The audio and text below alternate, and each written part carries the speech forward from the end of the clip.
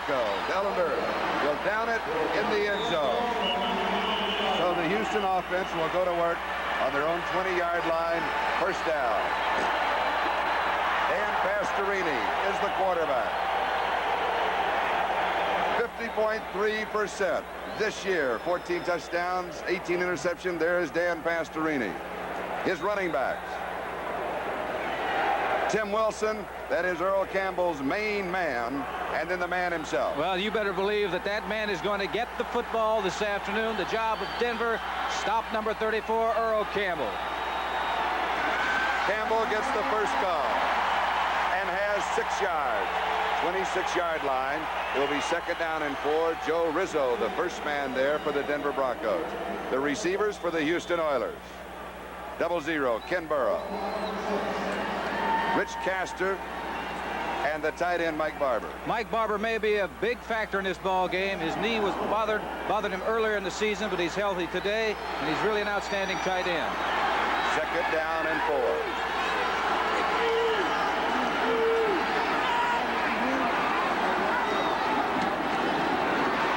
Tim Wilson, right side. Defense is there.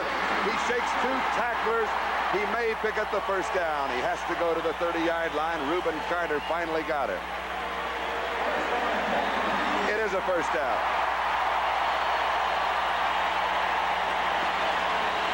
The offensive line for the Houston Oilers.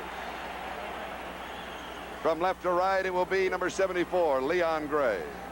At left guard is David Carter. The center is Karl Mock. Ed Fisher on the right side, and Conway Heyman is the right tackle. First and 10, Houston their own 30-yard line, opening drive of the ball game. Earl Campbell. His momentum will carry him to the 35-yard line, a gain of 5. It will be second and 5. Randy Gradishar, the right inside linebacker for the Denver Broncos, was the man who brought him down. The Broncos basically in a 3-4 with Barney Chavis, Reuben Carter, and Bryson Manor. That defensive line wants to occupy the offense so that their 4 linebackers can roam. And they are outstanding linebackers. Swenson, Rizzo, Gradishar, and Tom Jackson. Probably the best 4 in the National Football League as a group. Pastorini fires right side. He misses Burrow. Incomplete.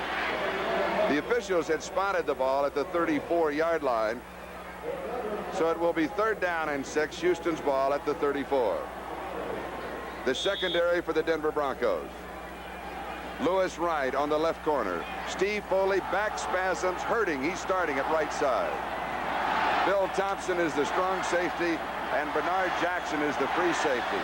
Now, if Foley cannot play the whole ball game, then Bernard Jackson will go outside on the corner, and Charlie West will come in at safety. Ronnie Coleman and Rob Carpenter are now the running backs. Passing situation, Earl Campbell usually comes out in this type of a situation. Over the middle, incomplete. Barber, now the flag comes, and it is late. Barber, the intended receiver, the strong safety, Bill Thompson had the coverage, and we waited for the flag, and it finally arrived. Charlie, the best pass defense is getting to the quarterback, if not getting him before he releases the football. It is putting pressure on him, making him throw the ball before he wants to. That's what happened that time. Pass interference, number 36, first down. Number 53, Randy Gradishar. He's blitzing. He's got a free shot at Pastorini, and he's going to take advantage of it. Yes, sometimes it does hurt to throw the football. It was pass interference on Bill Thompson as you look now to Randy Gradishar. Automatic first down at the Houston 44-yard line. No score, opening drive of the ball game. Play action. Going deep, Barber. He threw over the wrong shoulder. Mike Barber was looking over the left shoulder. Pastorini threw it over the right. Well, I mentioned just a second ago or a minute ago that Mike Barber is a man that could be a big factor in the ball game. Play action pass. As you can see, Rizzo, number 59, is blitzing, going up top. You see Barber's looking over one shoulder. It was over the other shoulder. He would have had it not been thrown just about a step too far. So Pastorini opens the ball game. He is 0 for 2. He has missed Ken Burrow. He has missed Mike Barber. It is second down and 10. Houston from their own 44-yard line.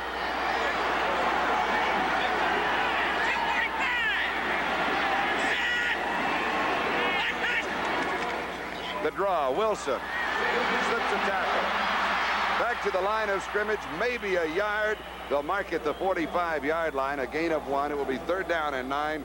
Bob Swinson is the man who stopped in for the Denver Broncos. And this Denver defense is very tough, particularly against the rush. Yes, they are. And this is an opportunity right now for Denver to shut off Houston. I had mentioned that what Denver wants to do is score first to quiet this crowd down. Because if Houston gets on the board first, I will assure you that this crowd is going to really get loud for the entire afternoon. Third down 9. Ronnie Coleman and Rob Carpenter come in. Campbell and Wilson come out. Pastorini goes wide deep. open. Coleman holds on to it. 14-yard line. Converting on a third and 9. Covering 40 yards on the play. And listen to the crowd here in the Dome. Really, that was an outstanding catch by Coleman, the back that comes in passing situations. Pastorini laid it right where it should be. He really had to stretch to make the catch. And look at that head of his, following that football all the way into his stomach. A big, big play for Houston, now inside the 20-yard line of the Denver Broncos, going in. Excellent opportunity for a score now. If not, a touchdown, at least 3 points. And in the 16-game regular season, Ronnie Coleman caught only 12 passes. Well, none was bigger than that one right there. First down, Denver 14-yard line. Campbell goes to work, left side. Earl fights his way to the 10-yard line. Bob Swinson and Joe Rizzo wrestle him down. Really shows the strength of Earl Campbell. He was hit near the line of scrimmage, but still he picked up about 4 yards on the play. And it took several Denver Broncos to bring him down. Right now, you're taking a look at Tim Wilson going on, making a block, and there he's hit at the line of scrimmage by Swinson, Bob Swinson. And Bob Swinson is a big man. He's about 230 or 35 pounds.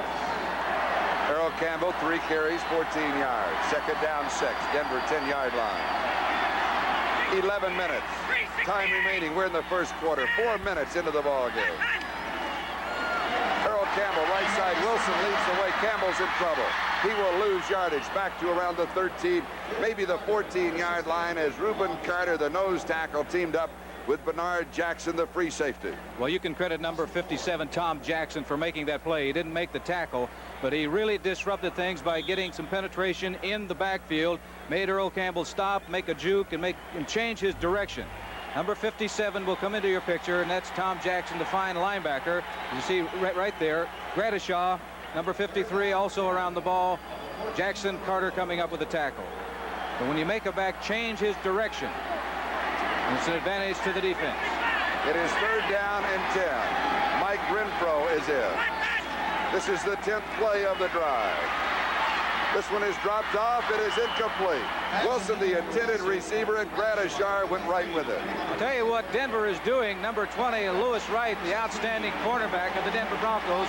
He is playing man-to-man on 0-0, Kenny Burrell, regardless of whether Kenny lines up on the right side or the left side. This man, number 20, Lewis Wright, is guarding him man-to-man. Probably one of the factors is that Steve Foley does have a back problem. 31-yard attempt by this man, Tony Fritz, who hit 84% of his field goal attempts this year. Gifford Nielsen to hold. From 31 yards away, it is good. The Oilers are on the scoreboard. It is Houston 3 and Denver nothing. We have 10:02 time remaining in the first quarter.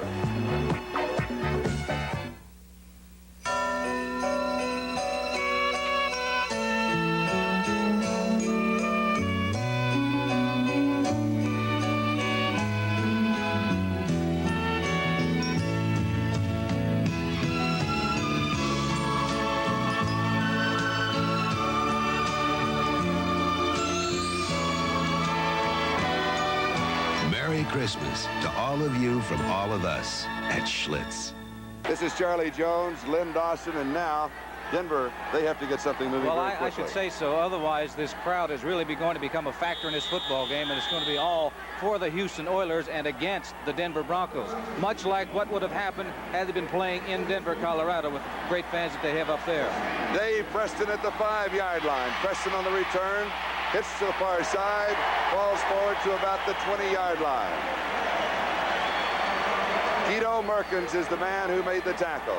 So it is a 1st and 10 for the Broncos on their own 20-yard line, with Greg Morton the quarterback, and Morton has a pulled stomach muscle. Otis Armstrong will be one of his running backs, and the other one will be John Keyworth, as Rob Lytle is out, knee surgery a couple of weeks ago. One of the things that Denver must do is to keep their offense on the field so they can keep Earl Campbell off of the field. Otis Armstrong gets the first call. He picks up 4 yards to the 24-yard line. It will be 2nd down and 6 as Vernon Perry makes the tackle. The receivers for the Denver Broncos: Rick Upchurch, who you saw briefly, and there he comes again. And he has an ankle, a heel, and an Achilles. Yes, and I think that they may not be going to him that frequently. They're in with double tight right now, and Upchurch is not in the ball game. Riley Odoms is in, Egloff is in, Moses is in. Otis Armstrong near the 1st down. Robert Brazil made the tackle. And we'll look at the offensive line of the Denver Broncos. And these are the 5 men that must today give Craig Morton the protection. Dave Studdard, Tom Glassick, Bill Bryan, Paul Howard, and Claude Minor. And what a year Claude Minor is having. He's just simply playing outstanding football for the Denver Broncos. 3rd down and about half a yard to go. Dave Preston comes in. He and John Keyworth are the 2 running backs.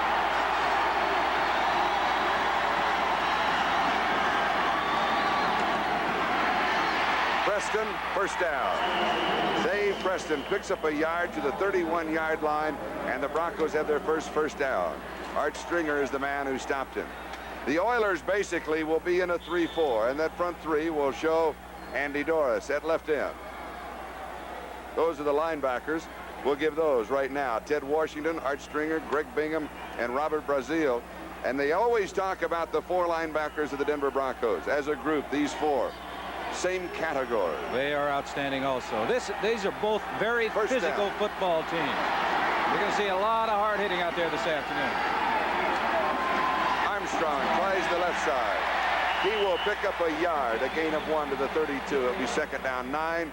Andy Doris and Ted Washington making the tackle. Now that front 3. There's Andy Doris. And your former teammate in the middle is Curly Culp. Yes, and he is a key to that defensive line. He gets a lot of penetration. This is an all-pro, Elvin Bethea, number 65.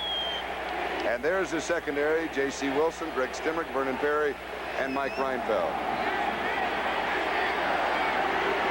Armstrong has been the early workhorse of this ball game. It is 2nd and 9. Morton to throw. Has protection. Drills it.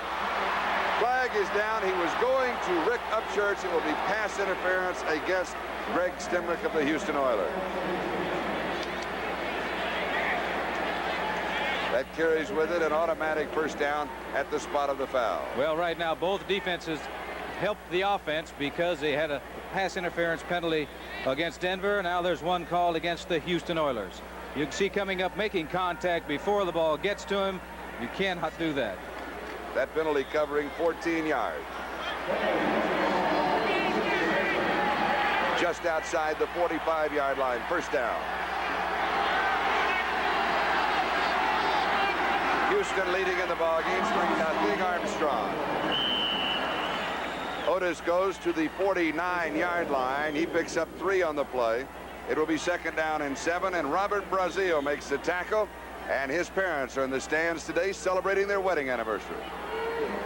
Number 78 is Curly Culp.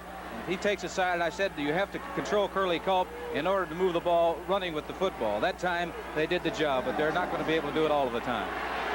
2nd down 7, a passing situation. Riley Odoms is the wing back on the right side. Play action. Morton throws. Broncos. Out of the backfield is Armstrong, and Otis has the first down.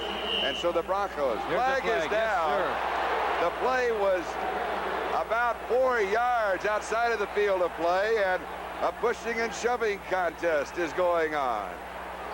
Vernon Perry, the strong safety, number 32, had a late hit on Otis Armstrong over that white line. The official was standing right there, threw the flag. Now the officials will hold the conference. They will make the decision, and right now the decision is twofold. Was the play over, which is, we know that it was over. That would mean the penalty would go to the end of the play.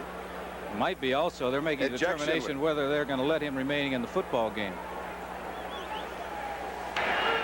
Personal foul, unnecessary roughness, 32. Unsportsmanlike conduct, 79 White. Offsetting fouls, first down here at the spot. They were offsetting penalties after the play was over. Now there's the first penalty. That's on Vernon Perry. That was a late hit. Should never have happened. Should never hit him. He was out of bounds. That happened to this man a couple of times, and I know that the Houston Oilers were very irate about that man, Earl Campbell, being hit late and out of bounds. Denver has the ball. First down, Houston 38-yard line. Morton shows a little play action, wants to go deep. Underneath the coverage, pass is complete. Ron Egloff, the number 2 tight end for the Broncos. Vernon Perry makes the tackle. Now Egloff, during the regular season, caught only 5 passes.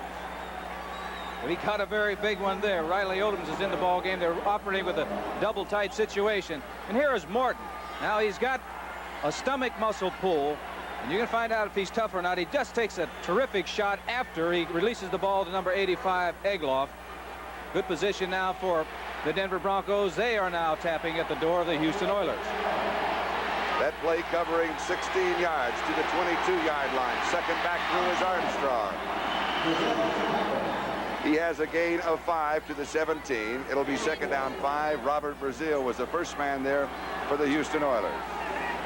What Houston has to do, they've got to get some penetration by that defense. You take a look at Curly Culp, number 78. He's being blocked by the center, and that is Bill Bryan, number 64. But there is movement, as you can see, by Denver against the Houston defense. When that happens, you're going to pick up yards. That time they picked up 4 yards on the play.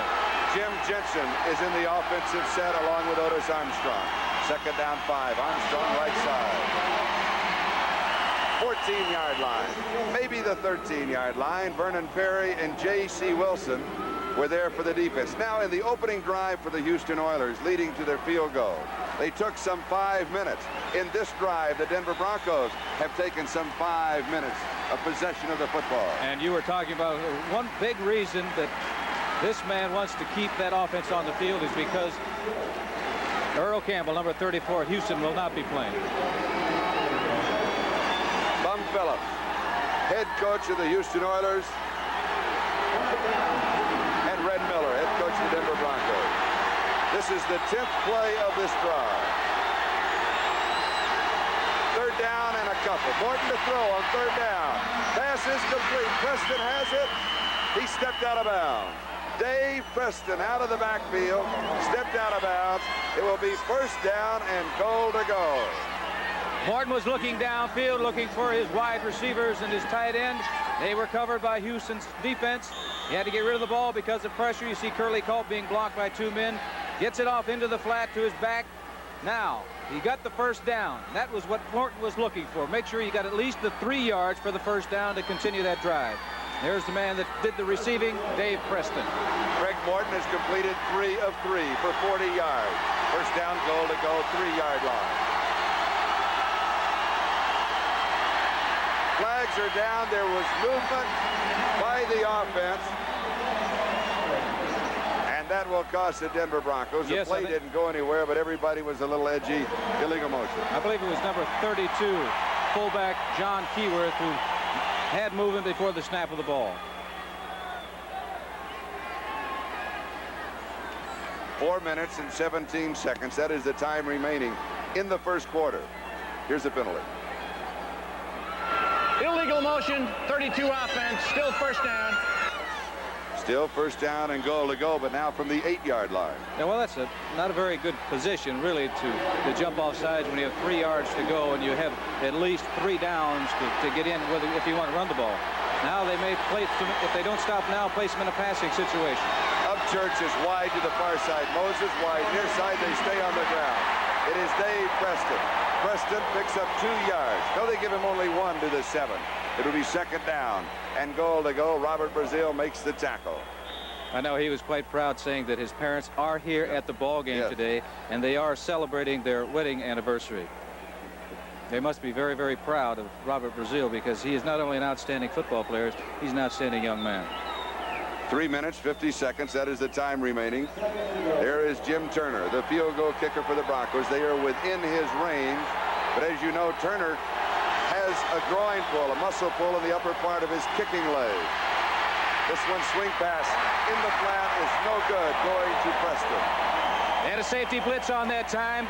Safety man for the Houston Oilers, that's Mike Reinfeld, came blitzing through. He was not touched, not blocked. He had a clear shot at Morton. Morton had to get rid of that ball to avoid a loss. And also, I know what's going to happen today. Houston's going to put pressure on Morton, because Morton is hurt. Everybody knows that he is. See Curly Culp taking his man, or actually 2 men, straight up the middle. The one place a quarterback does not want pressure is up the middle, because you cannot step up. If it's from the outside, you can step up in the pocket. But if it's up the middle, you get rid of the football and take the lick. Third down, goal to go, 7 yards away. Upchurch wide to the far side. Haven Moses to the right side. Looking to Upchurch. Out of the backfield. It is caught by Preston. He dives and is in the end zone. Dave Preston. And the Broncos are out in front, moving 80 yards on that touchdown drive. Well, if there's any question about Morton being able to throw the ball, because he hadn't thrown the ball all week in practice because of his injury, he's proven it on this drive. Hitting number 46 is Preston. Now watch the extra effort. He must get into the end zone. He can't be short, or else they're going to have to kick a field goal. Number 54 is Bingham, the linebacker, the Houston Oilers. Sees that who the quarterback is going to, but it was a good move by Preston, avoiding that tackle by Bingham, in for the touchdown. And Jim Turner splits the uprights. We've got a timeout. The Denver Broncos have the lead.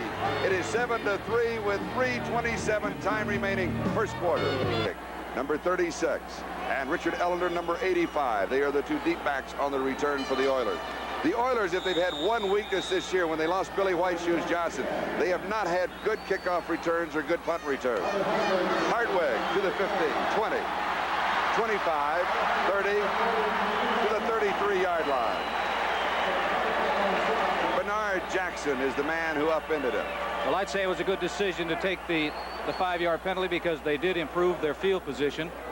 A lot of times, Charlie, all year long, we have seen the number of penalties on the kicking game. I'm sure that the coaches take that into consideration, because you know down there that the players are really fired up. They're at an at their emotional peak. First down and 10 for Houston from their own 33-yard line. Earl Campbell and Tim Wilson are the running backs. Earl Campbell to the 36-yard line.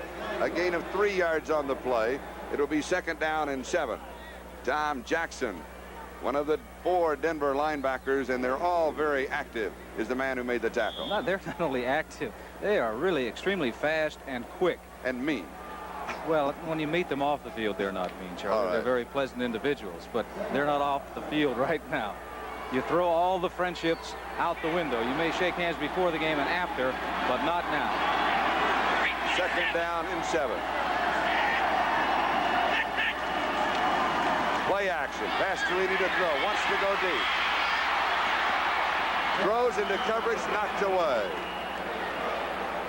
Rich Castor, the intended receiver, and Lewis Wright, the fastest man on the Bronco team, is the man who downed it, and Pastorini has completed only 1 of 5 passes. Well, they're trying to shut off the running game, particularly on first down. So he's going to have to get hot. He's going to have to put the ball in the air and complete it. Leon Gray, number 74, the acquisition that Houston acquired from the New England Patriots, really has been a big present for the Houston Oilers. He's had a tremendous season. and your eyes did not deceive you, Santa Claus is Columbia blue hair for this ball game. 3rd down, 7.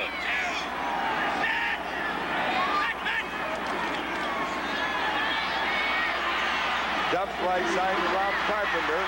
Carpenter has the first down.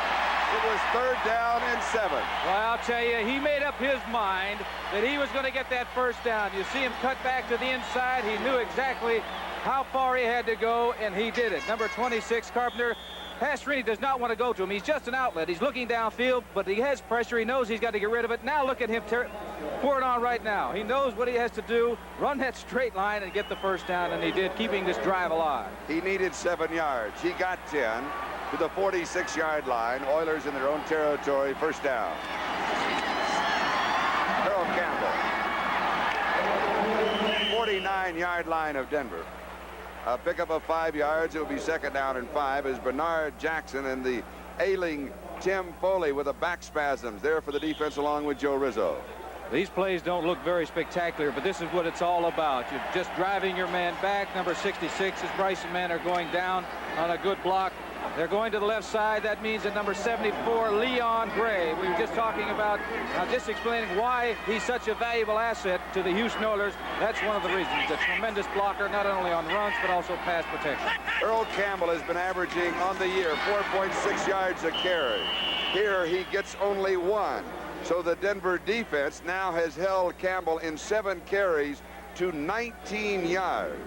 Bryson Manor and Tom Jackson on the last stop. That's why it's so important for Pastorini to get hot, to be able to throw the football, to take some of the pressure off the running game. They're going to be ganging up on Earl Campbell, which they are going to do. He's going to have to be able to throw. It is 3rd down and 3, a short yardage situation. And Earl Campbell has been devastating 67% of the time this year in this kind of a situation. He has picked up a first down. He might get the ball again then, Charlie. And he does.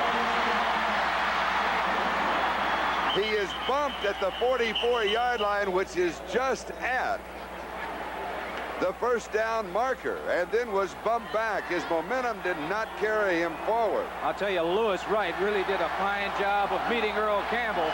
This is a heavy load to try to knock back. He's coming right there. Number 20 is Lewis Wright.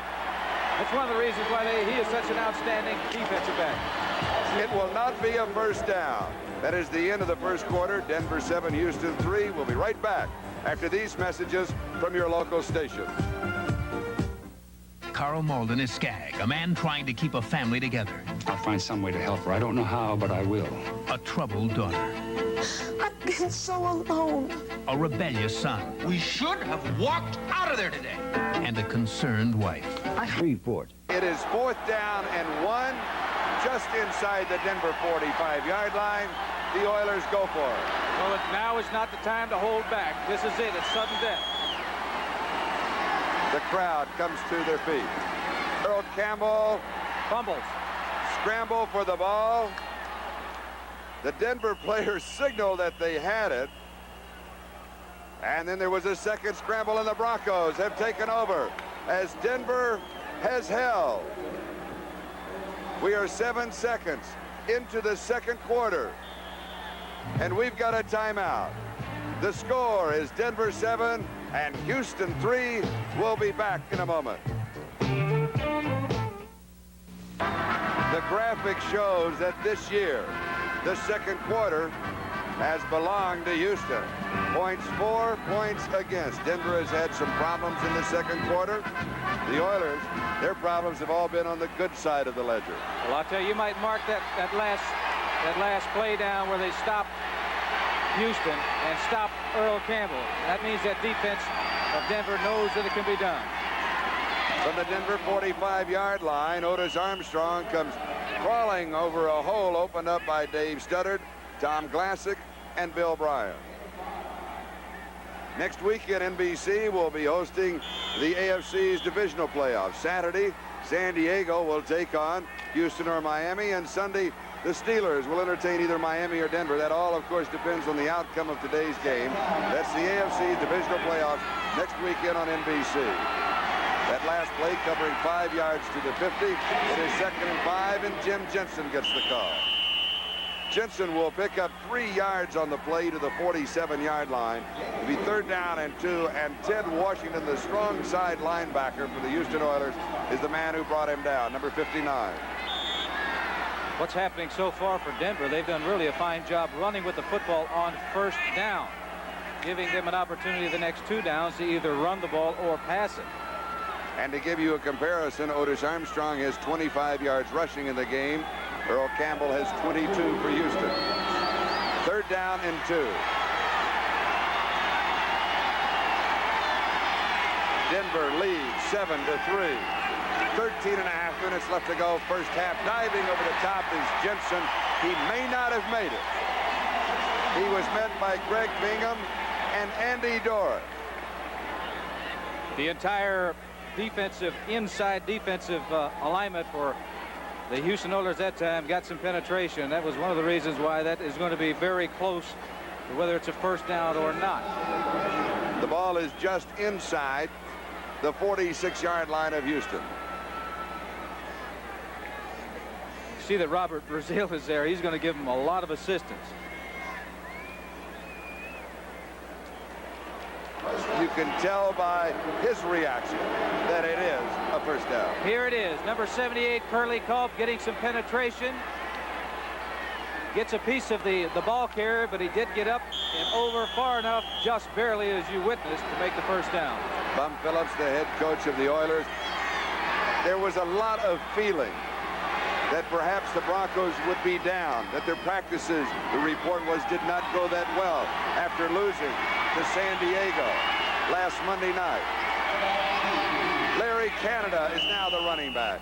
Canada to the 42-yard line. He picks up 4 yards. It'll be 2nd down 6. Andy Doris makes the tackle. But the Denver Broncos very loose on their trip yesterday. They flew in. They were 2 hours late arriving.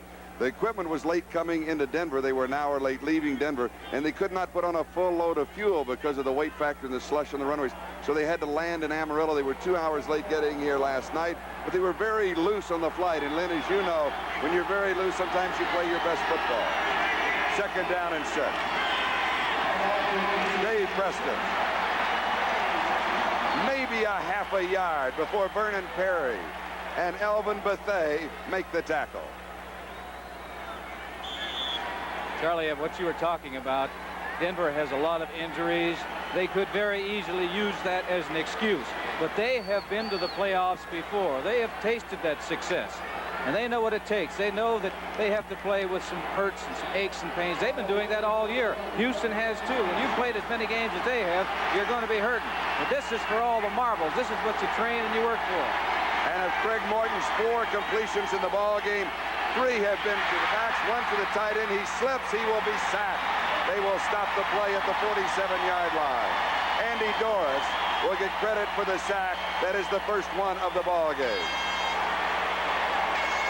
Well, that was a big defensive play for the Houston Oilers, because now they're going to have to come in and punt the football. Had they picked up another 1st down, they'd have been getting close to field goal range. And Morton just tripped over his own foot as he was going back.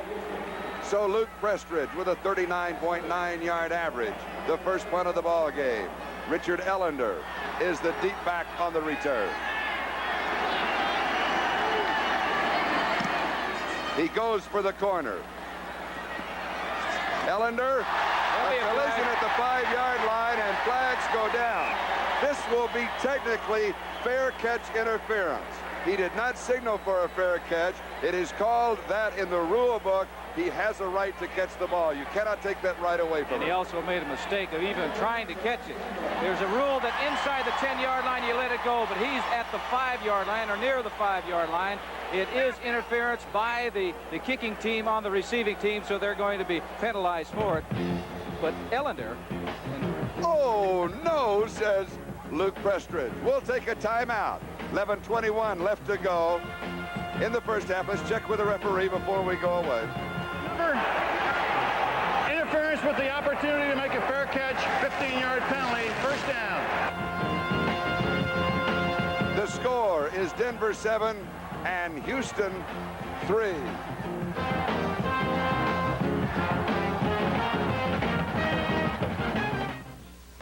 There you see Morton warming up on the sidelines. The reason he's doing that, every time he throws the football, it hurts. So he wants to just get used to the pain. He knows he's going to be hurting all afternoon long. He is playing with pulled stomach muscles. Play action by Pastorini. Pump fake, he goes deep to Burrow.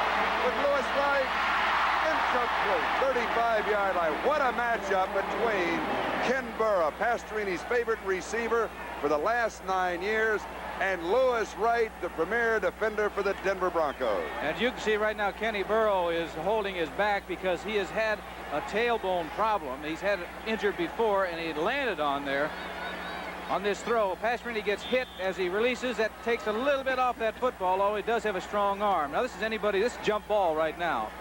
And Lewis Wright, an outstanding quarterback. Now, you can see right there, Kenny Burrow is landing on his injury. Right on the tailbone. He injured it in the Dallas game. We have the offensive left side of the Oiler line jumping the gun. That will cost him a quick 5 yards. The line of scrimmage is the 22-yard line. Houston in their own territory. 11-13 is the time remaining. Offensive left tackle. It is a false start on Leon Gray. Pastorini went up top on that first down because they hadn't been gaining much on first down, running with the football, hoping maybe that they could come up with the big play. But I think if I were going to attack somebody, it may not be Lewis Wright. Second down and 15. The line of scrimmage now the Houston 17-yard line. Now what Houston has to be concerned about and Pastorini has to be concerned about is if he throws the football, he doesn't want to take a chance of turning it over down in this end of the field. Changes in that defensive line for the Broncos. John Grant, Don Latimer, and Bryson Manor, now the front three. Pump fake. He wants to go deep again. He drops it off to Mike Barber, and he drops the ball. It is incomplete. That time he was letting Barber just come underneath the linebackers and trying to hit him in front of them. Ball was thrown slightly behind him. And I'm sure Mike Barber would feel very strongly that he should have caught the football. Today's telecast is presented by authority of the National Football League, intended for the private use of our audience. Any rebroadcast or other use of this telecast without the express written consent of the Houston Oilers and the National Football League is prohibited. Pastorini has completed 2 of 8 passes, 51 yards through the air. Third down 15, he will have to throw here.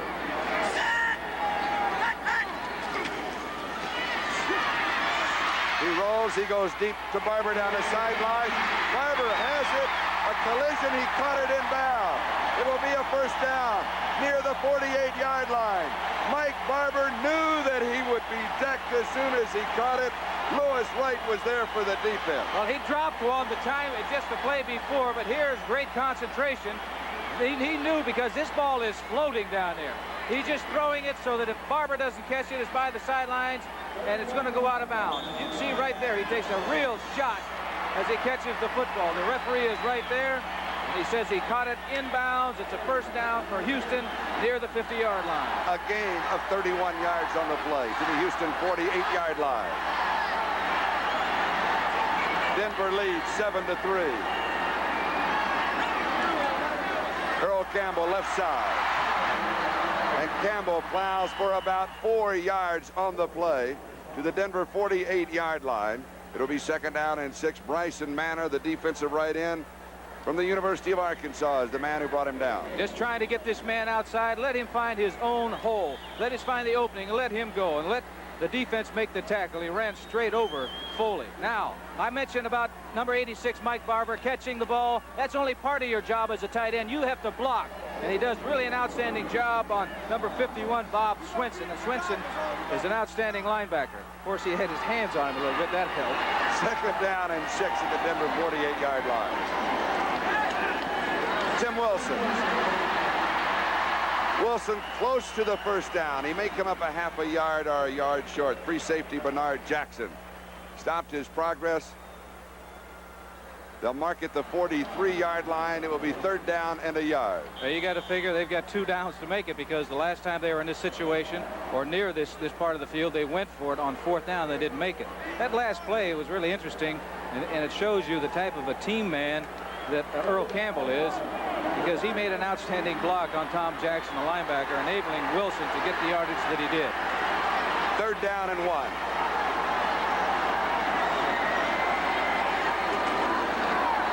Campbell Pastorini fumbled the snap, was delayed momentarily on the pitch to Campbell. Randy Gratishar makes the tackle. They may not have picked it up. The last time they were in this situation, when they went for it on 4th down, they went up the middle. This time, they're trying to go outside. But that Denver defense is doing the job. And you see him hand right there, number 53, Randy Gratishar, that patrols that area from side to side and does such a tremendous job making the tackle, preventing the first down, and putting them in a punting situation. Here is Cliff Parsley's first kick of the ball game.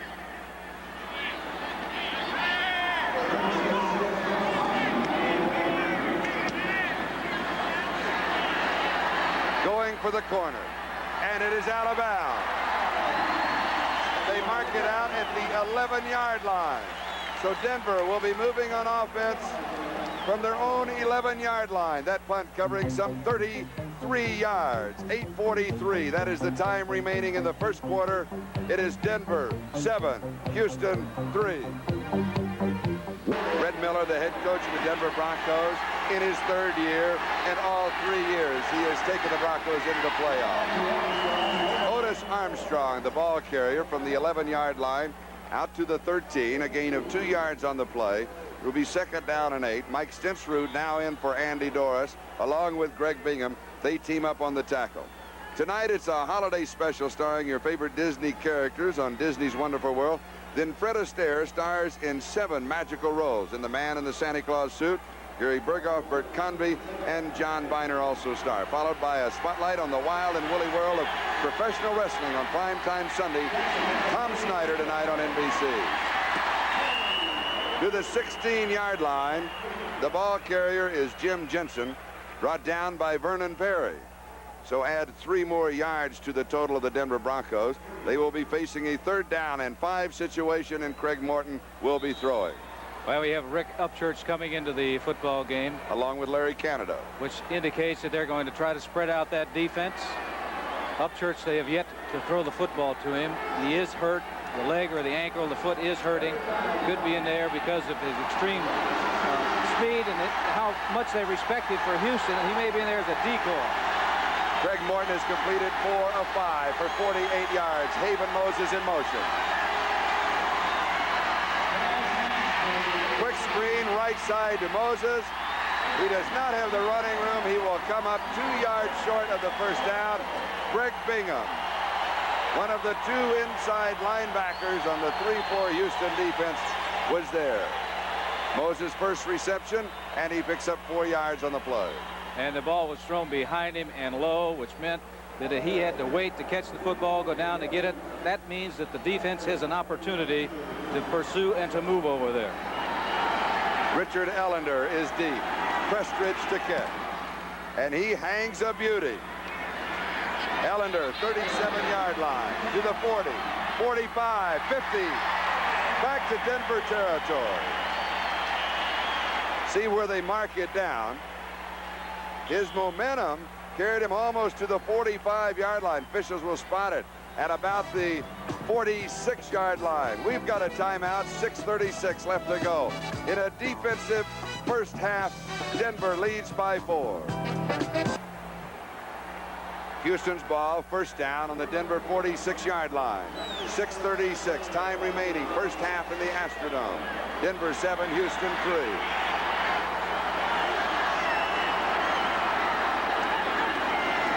Pastorini, play action. It's a screen right side to Tim Wilson.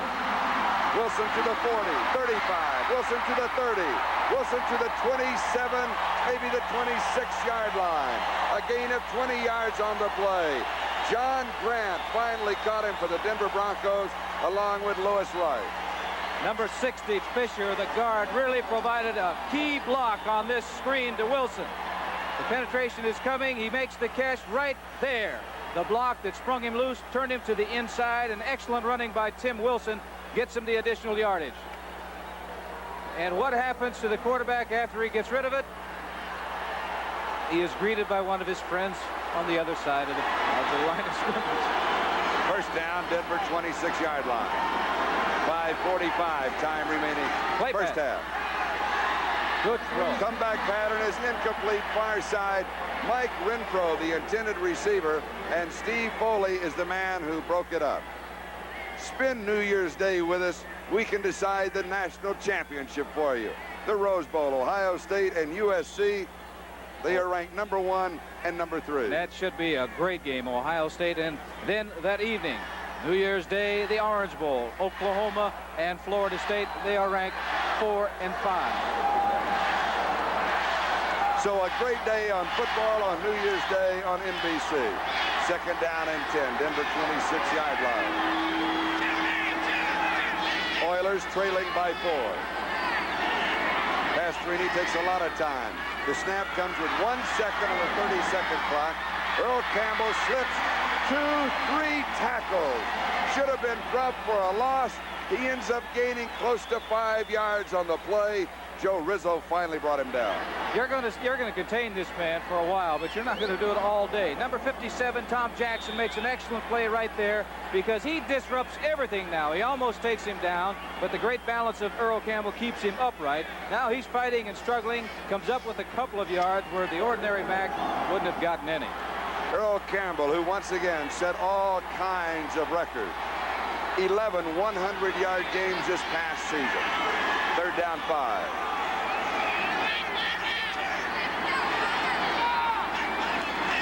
Again, Pastorini uses almost all of the 30-second clock.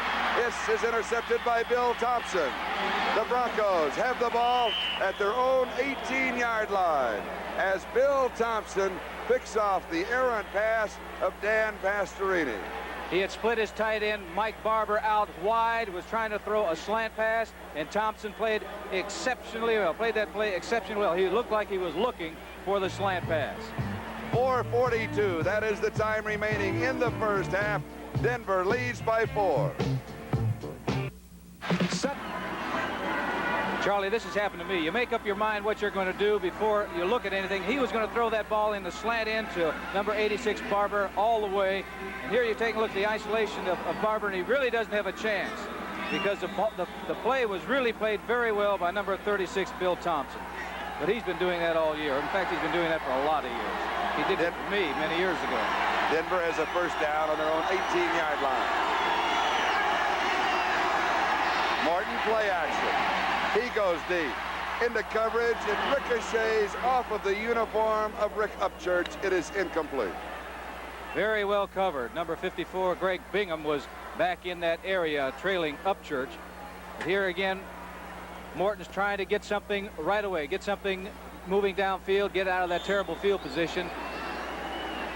It looked like Robert Brazil got a finger on the ball, and here take a look at Upchurch. This is the first time that he's gone to Upchurch, and he draws a crowd. Look at, did you see Bingham right there? He's looking right, he's looking to find number 80, Upchurch, because he knows that he's a man that's going to get the football thrown to him. Second down and 10. 4 on the pattern. Standing in, out of the backfield is Jensen. Jensen to the 28-yard line. This will be close to the first down. He may have it. Bingham makes the tackle as we pause briefly for station identification. This is the NBC television network. KTAL-TV, Channel 6, Texarkana Shreveport. This is Charlie Jones, Lynn Dawson. We have an official's timeout. A Denver player hurt on the last play. It's a tackle. Dave Studdard is down. So we'll take a timeout. 4:23 left to go. First half. Denver leads 7-3. Winners don't have time to wait, so they rent from Hertz. Nobody can get you into your Fairmont, LTD, or other fine car faster than number 1. With the Hertz number 1 club, you just show your credit card, your license, sign, and go.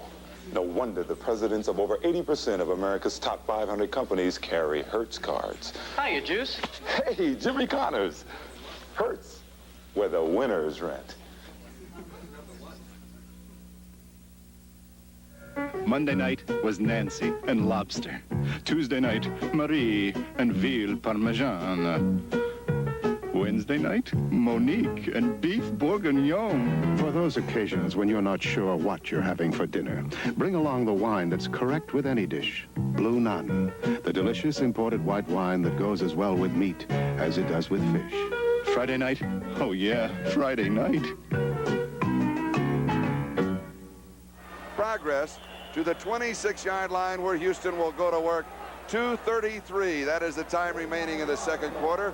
That kick covered 50 yards with an 11-yard return. See exciting same-day coverage as Kelly Tripucka leads the 4th-ranked Fighting Irish of Notre Dame against All-America guard Kyle Macy and the number 3 Wildcats of Kentucky. That's next Saturday, 11:30 p.m. on the college basketball game of the week on NBC. Kelly Tripucka, that's Frank's son, isn't it? Right. You played with his father against him. In fact, Frank played for this team out here called the Denver Broncos. He certainly did. He was their first quarterback. Houston now from their own 26-yard line. First down, Earl Campbell gets the call. Campbell has 4 yards to the 30. It will be second down and 6. Earl Campbell now 13 carries and 35 yards. His total offense in the first half. Last week in the first half against the Eagles, 134 yards. Denver is very good against the run. Houston believes that they're going to have to run to be successful and win. It's kind of a standoff right now because Houston is not really moving the ball that well on the ground. Second down, 6. Pastorini to throw. Goes left side. Well, I'll tell you, Mike Barber was so wide open down there in the middle of the field that he's shaking his head. He had his hands raised way high, and here again it looked like Pastorini maybe was making up his mind without reading the defense of who he's going to throw to. Guido Merkins, the intended receiver, will take a timeout. 2-minute warning to both benches. Denver 7, Houston 3. Lynn Dawson, this is the Astrodome. And it is very quiet now as Greg Morton has certainly led the Denver offense. They lead 7-3. Yes, sir. A big question mark whether he'd even be able to come out and throw the football today. Denver now shows a 4-man front and 3 linebackers. Third down and 6. Pastorini's throw, far side is complete to Rob Carpenter. He has the first down. A flag is down on the play. And they'll get 15 more yards for collaring or hitting him around the head, which is an area you can't be tackling a running back or a man with a ball. Personal foul. Tom Jackson was the defender. We'll take a look. Here he is. He needs the first down to continue this drive. This is a fine throw by Pastorini. He gets it out, and right there, you can't do that. That is illegal, Tom. And the reason being is because you see what happens right there, because you can hurt a man. They tag the penalty to the end of the play. Here's the call.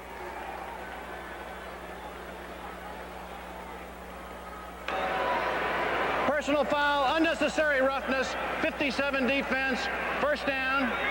It is a first down at the Denver 42-yard line now with 1 minute and 50 seconds. That is the time remaining in the first half. You don't want to do that at this stage of the game because you got a 4-point lead going into halftime with the other team with the football. Now you're putting them in good field position right now and a first down. It also stops the clock. And it might fire up the opposition too. Earl Campbell and Tim Wilson are in the backfield. Campbell is the remaining back. Renfro in motion. Pastorini drops it off to Earl Campbell. Campbell still on his feet. Campbell drives close to the 35-yard line. Earl Campbell will pick up 5 or 6, and Pastorini is down at the 46-yard line. Oh, he is hurting. He really took a shot after he got rid of that ball to Earl Campbell. But knowing how tough that man is, it may deter him for a short while, but he is going to play. Last year, as you recall, when he played in the playoffs, didn't think it could even suit up. It took about 45 minutes to piece him all together to get him out on the field, and he had excellent games against both Miami and New England. That last play covered 7 yards to the 35-yard line. It will be second down and 3, and they love you blue in Houston. Take right here. He's going to take a shot. You see just right there, he knows he's going to get hit. Makes the throw to Earl Campbell. Takes his lick or his hit. Gets a little sympathy from the sidelines, then they tell him get back out there and do it again. It will be second down and 3 as Pastorini stays in the ball game. 1 minute, 39 seconds, time remaining, second quarter, and Ken Burra is back in the lineup, 0-0. Rich Castor is also there. Mike Renfro is there. 3 wide receivers on a 2nd and 3 upcoming. Pastorini has completed 40% of his passes, below his season average.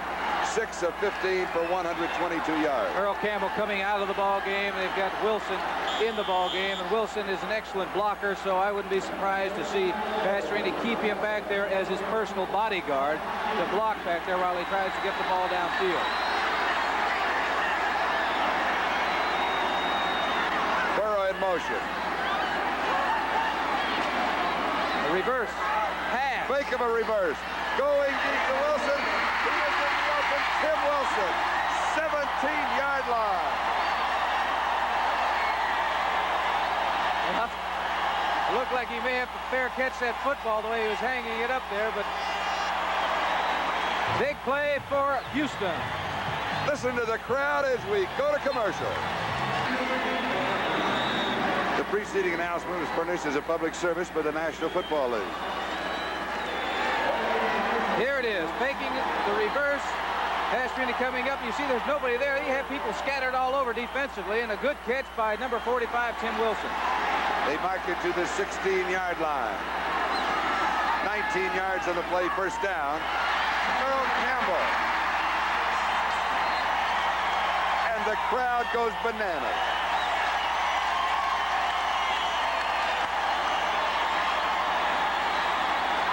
Seven-yard line, a gain of 9. 2nd and 1. 1 minute and 5 seconds time remaining, first half. Plenty of time. Earl Campbell. 3-yard line. First down, goal to go. Bob Swinson saved the touchdown.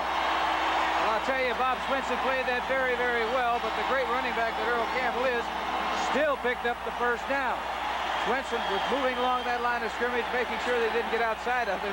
Campbell cut back at the last instant, picked up the first down. At the top of the show, we talked about home field advantage, home crowd advantage. It shows in this drive. Well, the people who've had to play, teams that have had to play the Denver Broncos in Denver know this. But Denver, I would think it would be a touchdown difference, and that was why it was so important for them last week to defeat San Diego. Why it was a tough loss, because then they would have played a game up in Denver, Colorado. When a team goes up there, you're not only fighting the altitude, which is different, but the crowd. And the crowd is very, very enthusiastic at Denver, Colorado, as you well know. And you can see right now, it doesn't take much to get these people excited at the Astrodome. And that's why really it was important for the Denver Broncos to get on the board early in the football game, because it quieted this crowd down. Now they're really active now, but you may recall a little while ago, there wasn't much noise coming from the Astrodome. That's right. And stay with us at halftime for NFL 79. Let's listen to the music.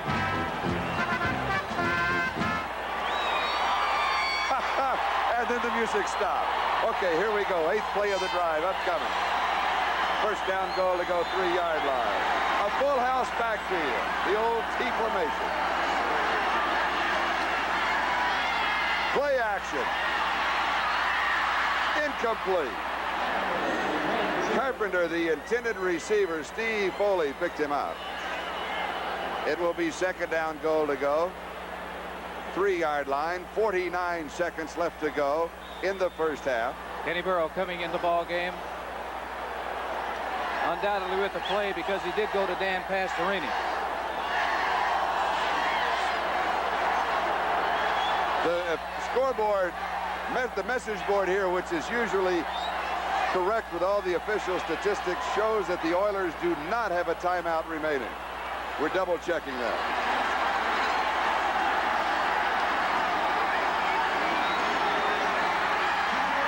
Earl Campbell.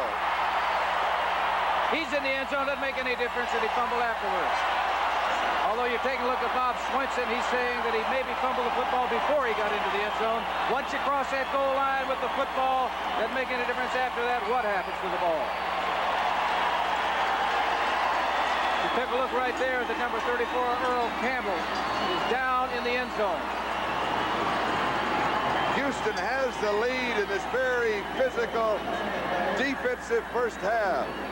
Taking a look right now, giving the ball to their main man, number 34, Earl Campbell. Look how low to the ground he is. And he's into the end zone, and what Denver is saying, he fumbled before he got into the end zone. Here you are, number 34, Earl Campbell. Low to the ground, power runner. Looked to me like he was in the end zone, Charlie, that he fumbled the ball after he crossed the line. Looked like a good call by the officials. And like you said, all you have to do is have possession of the football. When the football itself breaks the plane of the goal line, it's a touchdown. But now it is quiet in the Astrodome as we'll take another look.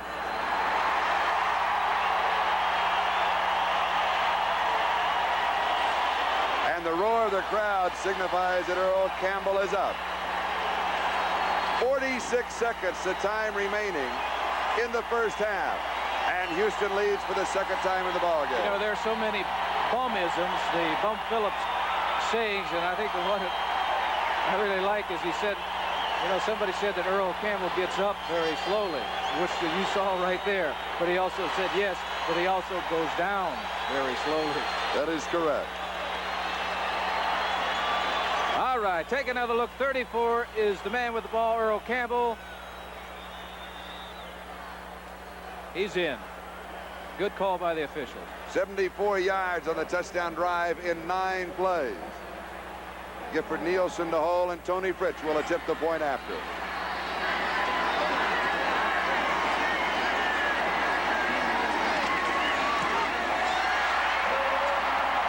It is there. It is Houston 10 and Denver 7 with 46 seconds left to go in the first half. Now let's listen to the music. Houston has the Oilers, the greatest football team. We take the ball from goal to goal like no one's ever seen. We're in the air, we're on the say the Oilers. You're talking Super Bowl, 'cause we're the Houston Oilers. Houston Oilers, Houston Oilers #1. Yes, we're the Houston Oilers. Houston Oilers, Houston Oilers #1. Well, I'll tell you something, Charlie. These people are something in the Astrodome. You know, of all ages, too. It's not only young people, but they're of all ages. It's really great to see the enthusiasm that they display here in Houston. Tony Fritz kicking off with Dave Preston, the deep back. Preston at the 5-yard line. 15, 20. To the 25-yard line. He has 20 yards on the return. Bill Courier makes the tackle.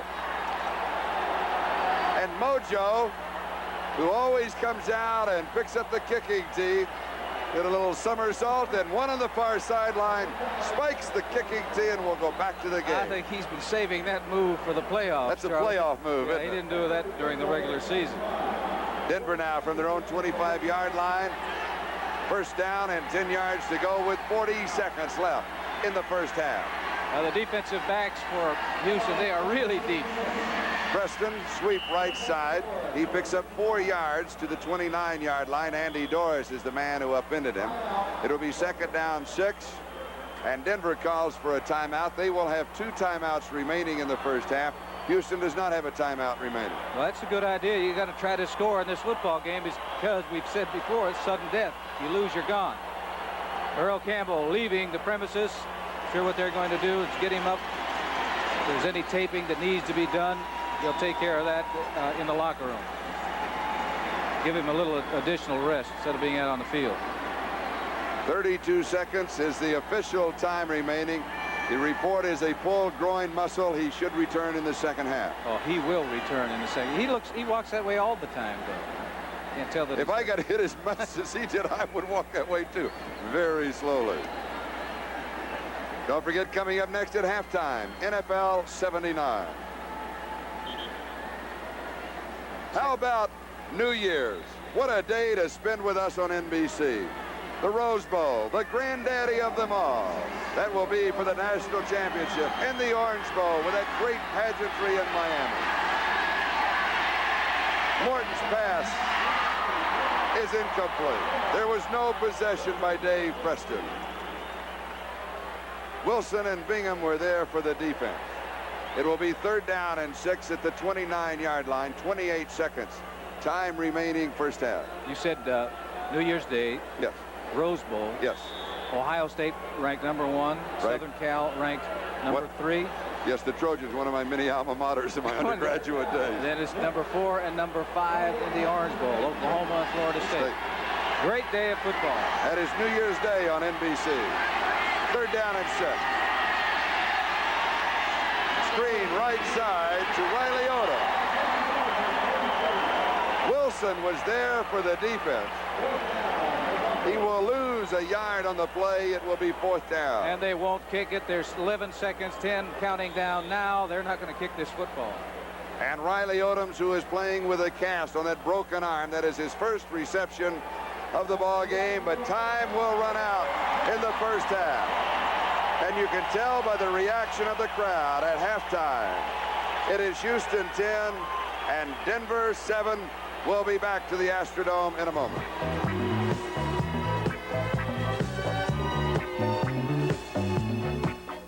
It is halftime here at the Astrodome, and Lynn, it was a very physical first half. Well, it sure was. Last week, the Denver Broncos, they got involved in a very physical football game with the San Diego Chargers. A lot of their players came out with injuries, and they're playing today with a great deal of pain. This is a physical football game. Both teams have been noted for being physical football teams all year long. So the second half is not going to be any different than the first. They're going out there, and they're going after one another. Halftime activities will continue from the Astrodome right after these messages from your local station. Card game played earlier this afternoon. The Philadelphia Eagles took the measure of the Chicago Bears 27-17 before a capacity crowd at Philadelphia's Veterans Stadium, but not before the Bears took the Eagles to the limit. For Chicago, the story was missed scoring opportunities. A chance to break the game wide open several times. That's what the Bears had. Like right here in the first quarter. Phipps back to pass. All alone is rookie Watts out of Tulsa, but he drops the ball on the 15-yard line. Clearly he had a touchdown. And then later, with the Bears leading 17-10 at the half in the third quarter, Peyton gets loose for 85 yards here. He scoots all the way down the sidelines and scores. However, Chicago's Brian Backschnagel was called for illegal motion. The play was called back. And he goes up top, 40 yards. The Astrodome, and let's listen to the music. To the music.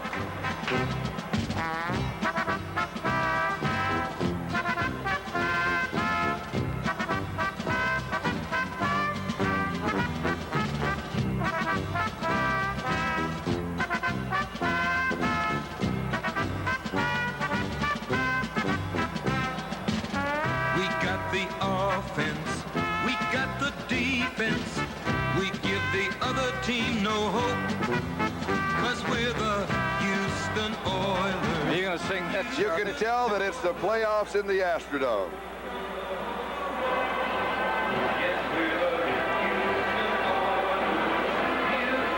The score at halftime is Houston 10 and Denver 7. And when we look forward to the second half of this ball game, the one thing that you might just file away in the back of your mind would be the team in this kind of a ball game, a very physical ball game, a very defensive ball game, and a very close ball game, is the team that makes the fewest mistakes in the second half will be the team that wins. That is the name of the game, Charlie, and it's been very close in the first half. Both teams have made mistakes. I've looked back to the penalty that Tom Jackson got for hitting above the shoulder pads, an additional 15 yards, and put Houston in pretty good field position and enabled them to get down close, and they eventually got in with Earl Campbell going into the end zone for the touchdown. But you get situations like this, particularly the kicking games. You can't afford penalties and you can't afford mistakes. Tony Fritsch will start the second half by kicking it off. Let me also mention something to file away in your memory bank. Should we end in a tie, of course, we go into overtime. But now we're in the playoffs, and that means that we will play, if we get to overtime, until there is a winner. Dave Preston is the deep back on the return for the Denver Broncos. Talking about the noise of the crowd, they've come alive now. The only way that Denver can quiet that noise is to move that football and put points on the scoreboard. And the second half is underway. 10-yard line, Dave Preston. Preston to the 20, the 25. Preston to the 30. Preston to the 32-yard line. 22 yards on the return. Jeff Groth makes the tackle for the Houston Oilers. The offensive set for the Denver Broncos. Greg Morton is the quarterback. They will open with Otis Armstrong and Jim Jensen as the two running backs. Haven Moses is in as one wide receiver. He comes to the near side. Riley Odoms is in as a tight end. Steve Watson is the other receiver. Play action. Morton's pass is complete. Armstrong out of the backfield is pushed out of bounds by Robert Brazile. You know, that offensive line, Charlie, looking now that it's good news for the Denver Broncos because both Claude Miner, number 71, Dave Studdard, number 70, they left the ball game because of injuries in the first half. They are back in, along with 64 Bryant. The guards are Howard and Classic. Defensively, it's Andy Doris, Curly Culp, and Elvin Bethea, the front three. Ted Washington, Art Stringer, Greg Bingham, and Robert Brazile, the linebackers. Wilson, Stimrick, Perry, and Reinfeldt in the secondary.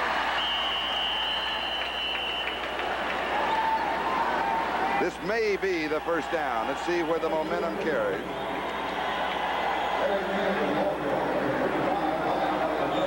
Let me have your attention. Earl Campbell has a groin injury and will not play in the second half. The Houston Oilers will have to do it without Earl Campbell. That means that that defensive unit on the field right now, they better tighten up that chin strap because they're going to have their work cut out for them. It's a first down at the 43-yard line. Morton play action. He is sacked. Second sack of the ball game for the Oilers. Ted Washington and Andy Doris got him. They'll drop him at the 36-yard line, a loss of 7 yards. Credit that secondary for fine coverage because play action pass, you see Morton faking to Otis Armstrong. He steps up. That is ordinarily enough time to get the ball off, but the coverage was good in the secondary. He had no one to throw the football to before being down by that man, Ted Washington, number 59, a linebacker, but he does a lot of blitzing for this Houston team. One of the reasons is he weighs about 250 pounds. Second down, 17. Upchurch is in as a wide receiver. Haven Moses is the other wide receiver. Canada swinging into the left flat. Larry Canada to the 40-yard line. He picks up 4 yards on the play. It'll be third down and still 13 as Greg Bingham makes the stop. I'll tell you another man involved in that play is number 71, middle nose guard. That's Kennard. You can see him right now. Now he's taking off. He knows that it's not a run. It's a screen pass. A little outlet play out here to the back. Gets involved. He does get an arm on him. Helps in the tackle. Is number 54, Greg Bingham, mops up and makes the stop. Third down, 13. Really good pursuit by Kennard.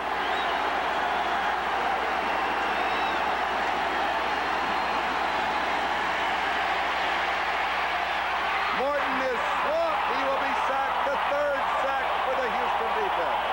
Andy Doris is the man who got it.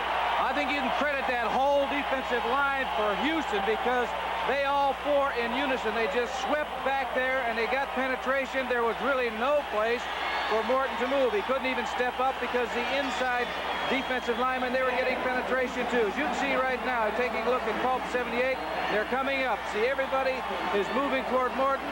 All four of them maintaining their lanes. When you do that, you're really going to put pressure on the quarterback. The kick by Prestridge, Richard Ellender.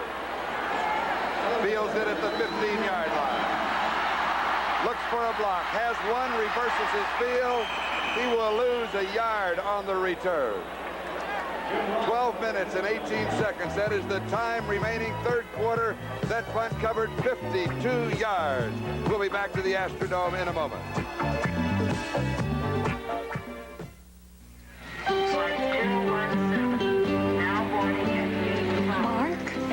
It's been ages. Can I buy it? Allow me. 2 Michelob Lights. Michelob makes a light beer? Perfect. The rich, full-bodied taste of Michelob Light.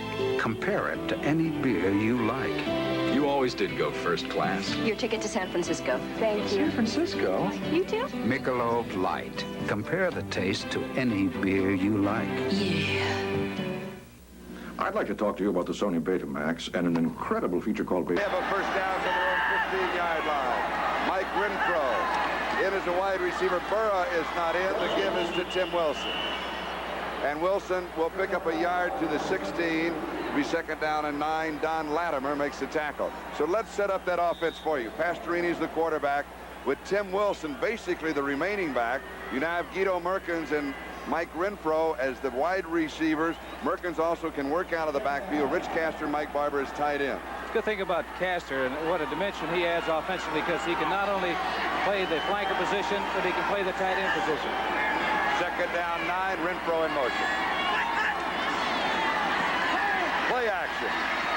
Pass is complete, 22-yard line to Tim Wilson, and Randy Gradishar makes the tackle. Now the offensive line for the Oilers, Leon Gray, David Carter, Carl Mock, Ed Fisher, and Conway Heyman.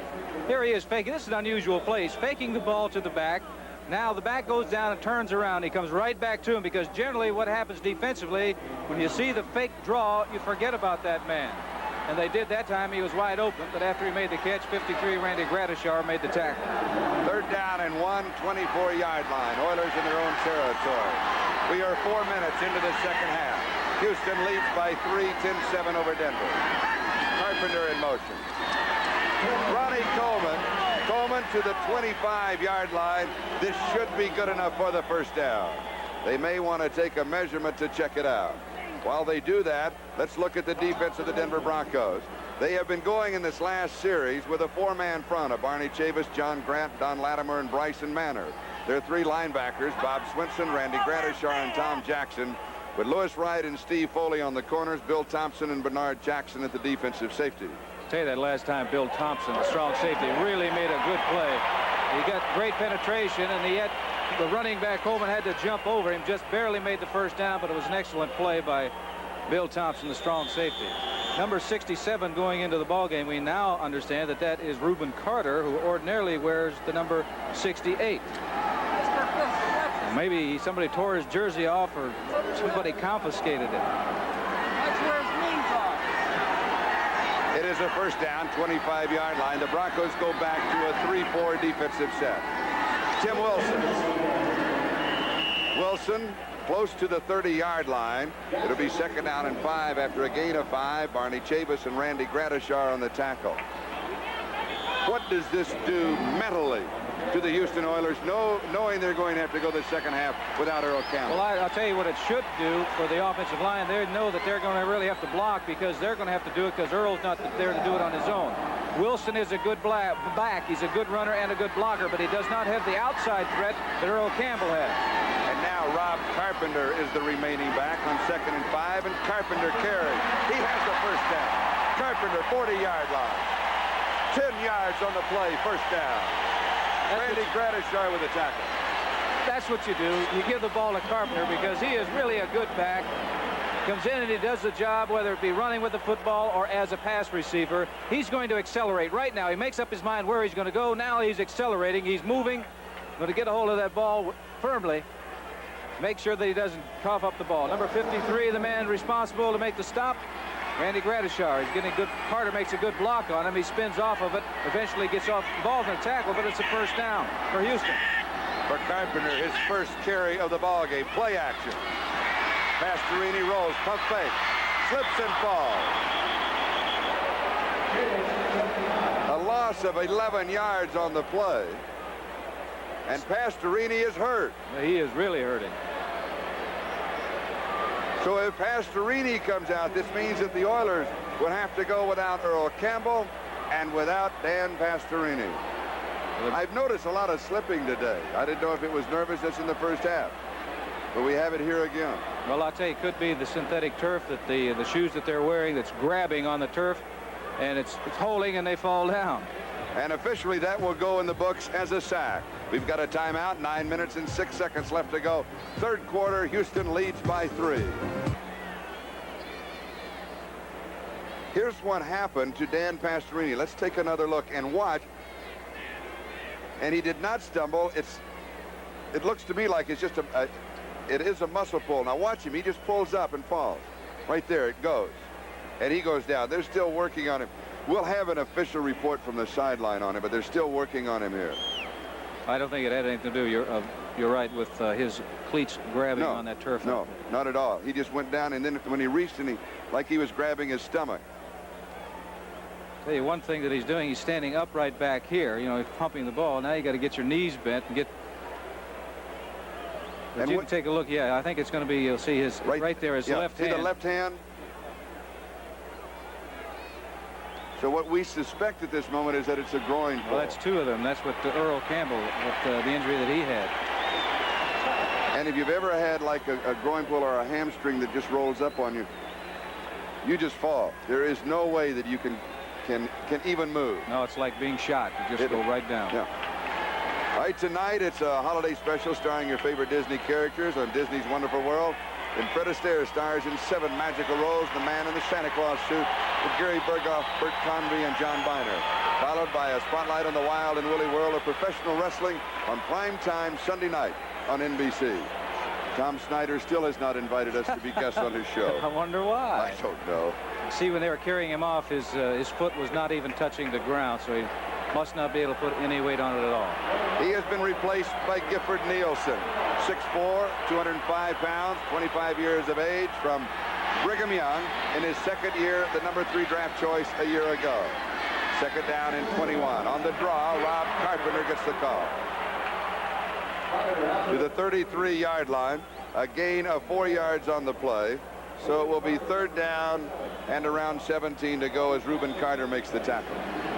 Well, I'll tell you, Denver did a good job closing that hole because it looked like there was a hole there, but the quickness of that Denver defense got there in a hurry. They're going to concede a few yards, but they're not going to give them the big play. Report on Ken Burrow. The Oilers are becoming the walking wounded. He has re-injured for the 2nd time, that tailbone bruise. He may not come back in the ball game. 3rd down, 17. He could play if they need him. They're trying to hold him out. Rob Carpenter. And Carpenter is wrapped up at the 35-yard line, the 36-yard line. They will give them 3. Gratishar with the tackle. You know how things change in a hurry, because it was Denver that was all banged up. Now it's the Houston Oilers. As you're taking a look at, Nielsen is going back and just pumping the ball out to the sidelines, hoping to pick up a 1st down. And Rick Upchurch will be returning this kick. And there's Nielsen. He just gets pushed down. Now, Parsley will be kicking to Rick Upchurch. Upchurch has a bad ankle, he has a heel bruise, and he has a bruised Achilles. And they're also down by 3 points, and they need to get back on the board. Upchurch from the 15-yard line. He will have 8 yards on the return to the 23-yard line. 48 yards on the kick. Ronnie Coleman and Ted Thompson were there for the coverage team. We've got a timeout, 7:10. That is the time remaining. We are in the 3rd quarter. You can feel us coming now, a fresh look on the scene, with a whole new style of living, light and crisp and clean. That's why now we say the age of 7-Up is here, because we love that crisp, refreshing taste, so light and crystal clear. Dan Pastorini on the sideline. The report from the sideline, it is a groin injury. They do not know the extent of it. It is very questionable if he can return. Denver, 1st down from their own 23-yard line, trailing by 3. Morton's pass to Dave Preston is complete. He is out of bounds, far sideline, right on the 1st down marker. We'll have to see where the official spot it. Art Stringer was there, and don't forget New Year's Day on NBC to decide the national championship. Ohio State and USC, number 1 and number 3, and then it's the pageantry of the Orange Bowl. Teams ranked 4th and 5th in the nation, Oklahoma and Florida State. So you've got the top numbers on NBC on New Year's Day. It is a 1st down, 33-yard line. Denver in their own territory. 7 minutes, time remaining. 3rd quarter, Riley Odom changes his mind. It slips away. Bottom of the screen. Larry Canada. Canada is close to the 1st down. So in this series, Denver is able to move on the Houston defense. Well, that's right. They're moving that ball on the ground, which Houston does not want to happen. Taking a look at number 35 is Canada, 46. Leading him out. Now he's running with authority right there. A gain of 11 yards on the play, 44-yard line, back-to-back first down. The second back through is Dave Preston, and this time the Oiler defense answers the call at the 45-yard line. A gain of 1. It is 2nd and 9 as we pause briefly for station identification. This is the NBC television network. KTAL-TV Channel 6, Texarkana Shreveport. This is Charlie Jones, Lynn Dawson. We're in the Astrodome. It's playoff time in the National Football League. We have 6 minutes left to go, third quarter. Houston leading Denver by 3 points, 10-7. But the Oilers will be going in the second half without their quarterback, Dan Pastorini, and without their great running back, Earl Campbell. Morton waits and waits, and it's knocked away. Good defensive play by Vernon Perry. He had all day to throw that football, which is an indication that downfield the receivers are covered because he scanned the whole secondary looking for somebody to throw to. It's good blocking by that offensive line of the Denver Broncos. He's trying to go to Riley Odom's number 88, 32. Perry is there to make the stop or make the knock the ball down. You take a look at Robert Brazil, 52, and there's Odom's number 88, playing with a broken bone in his arm. Now, you got to be tough to do that. Morton, 67% of his passes have been completed. 10 of 15 for 84 yards. Craig to throw again. Far side into coverage. Vernon Perry again for the defense. Almost picked it off. He was going for Haven Moses. Now, he has not used Haven very much in this ballgame so far. And that pass, I'm sure Perry would say to himself, I should have caught it because it was right in his hand. So Craig Morton comes out. And Luke Prestridge will be kicking. Richard Ellender sets up for the return at the 10-yard line.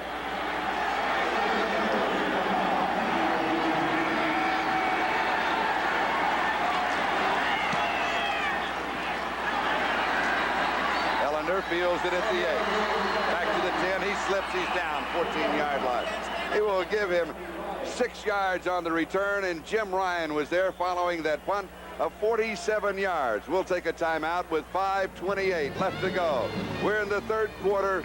Houston leads by 3. Bum Phillips, the head coach of the Houston Oilers, and Red Miller, the head coach of the Denver Broncos. 2 outstanding men and neat people. Well, they're taking a look at Dan Pastorini right now, and that's the major concern. One of the 2, I say, Earl Campbell is not there. He's not going to be playing this afternoon. It doesn't look like that Dan will be back either. So Houston operates with Gifford Nielsen at quarterback. Delivers to Rob Carpenter. Carpenter to the 23-yard line. He picks up 9 yards on the play. It is 2nd and 1, and Randy Gradishar makes the tackle. Yeah, he not only made the tackle, he almost took his head off because Gradishar. Here it is right now. Big hole. Fine blocking by that offensive line of the Houston Oilers. And there's the hole. That's what you're looking at. But right now, he's being collared by 53 Randy Gradishar. Taking a look at him right now. As he's roaming along that lane. He does not want the blockers to get to him. He's quick enough that they didn't. He made a good tackle. 2nd down and 1. Tim Wilson. And he is dropped by Tom Jackson. Does not pick up the first down, may actually lose half a yard. We'll mark it for a yard. It'll be 3rd down and 2. Tom Jackson does really an excellent job of getting penetration. He's done that several times in the ball game this afternoon. Sometimes he's made the tackle, but even if he doesn't make the tackle, he disrupts things in that backfield and creates problems for the running back. Tim Wilson, 6 carries in the ball game for 16 yards. The Broncos now go with a 4-man front. 3rd down, actually a yard and a half to go for the first down. Carpenter's in motion.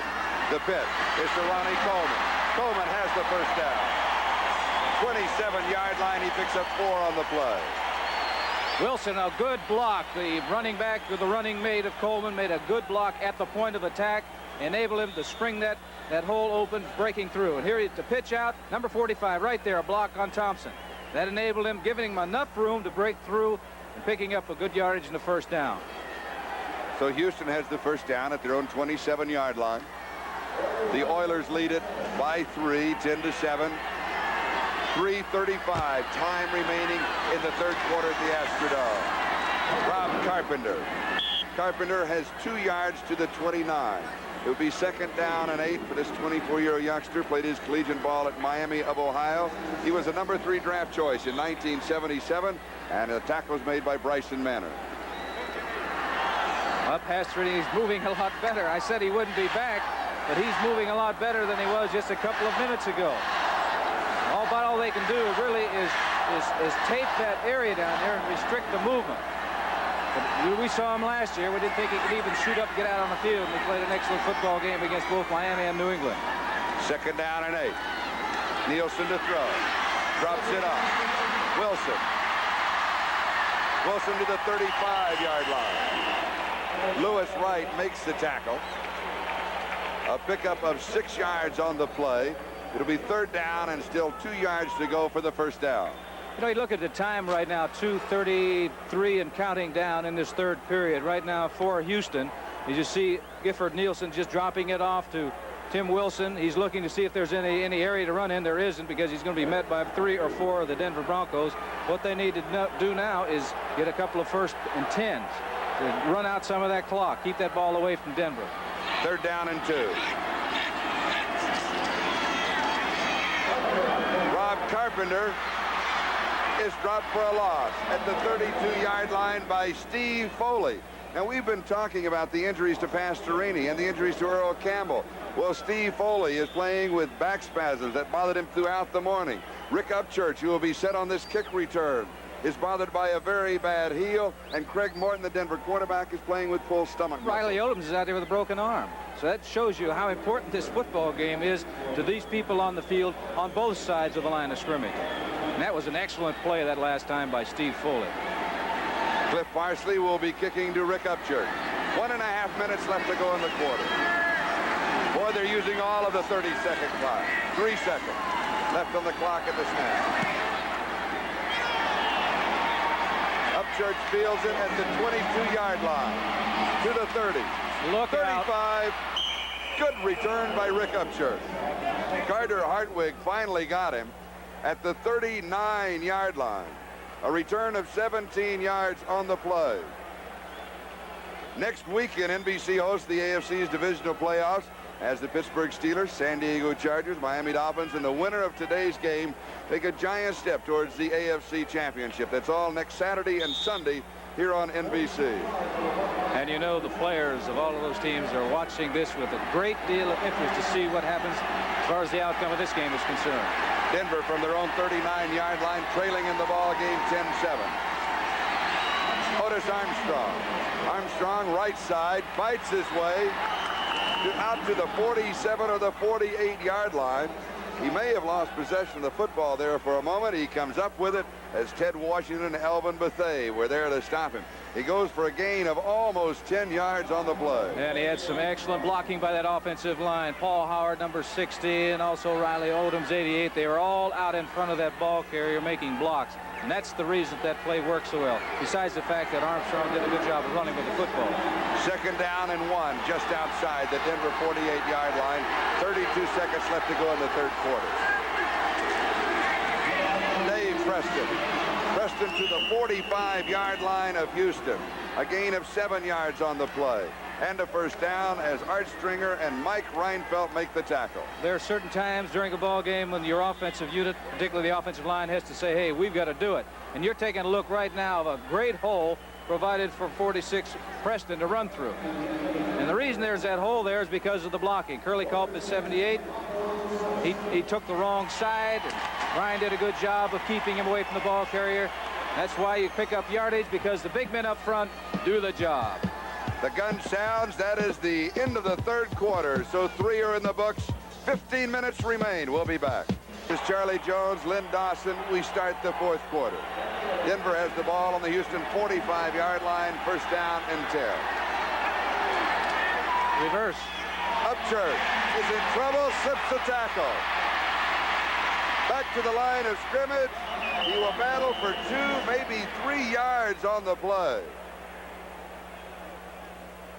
And the Houston defense almost turned it into a big play and a loss of about 10 or 11. The great speed of Rick Upchurch prevented a loss of some 10 yards on that play, which really would have hurt the chances of the Denver Broncos. He's hurt, I guess, but he surely didn't look like anything was bothering him on that play, because he really accelerated when the man was trying to make the tackle. Gain of 3, 2nd down and 7 through the first 3 quarters. Denver's total offense 151 yards. Houston's total offense 240 yards. As Armstrong gets a call, there's a flag down on the play. Otis goes to the 31-yard line, but the marker was dropped way back at the 48. That should be holding against the Broncos. Usually you can tell in that situation where the flag is dropped on a running play. Well, that's a tough break for Denver Broncos, because looking at Otis Armstrong, Charlie really seems to be running well. You know, I know in the last few years perhaps he hasn't run with the authority that he did when he had the great year that he had when he led this team in rushing over 1,000 yards, but right now he's running very well. Number 71 offense, holding, 10-yard penalty. Holding on Claude Minor. And here you are taking a look at this play. Number 71, Claude Minor does have his left hand full of blue jersey. Full of jersey. Of the Houston Oilers. 2nd down and 17. Back at the Denver 48-yard line. Oilers lead by 3, 10-7. Play action. Screen. Incomplete to Otis Armstrong. The pass was a little off target, but Armstrong also was surrounded by Houston defense.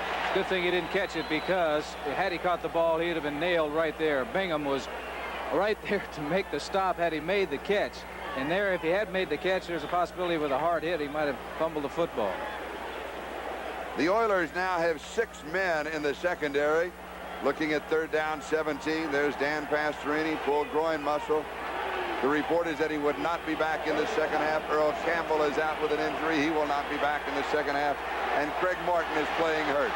3rd down, 17. 5 on the pattern. Incomplete. Jensen, the intended receiver, went through his hands, and he was dropped immediately. And he is very slowly getting up off the turf. He really took a hard shot on that. Number 54, Greg Bingham, the linebacker, is the man that made the hit. He's coming up right here. And you can see the position that Bingham is in. That is called the football position. His legs or his feet are about shoulders width, and he was really ready to deliver a blow. And he did. They're still working on Jim Jensen. Clock is stopped with 14 minutes, 37 seconds left to go in the ball game. This is an official's timeout, not a team timeout.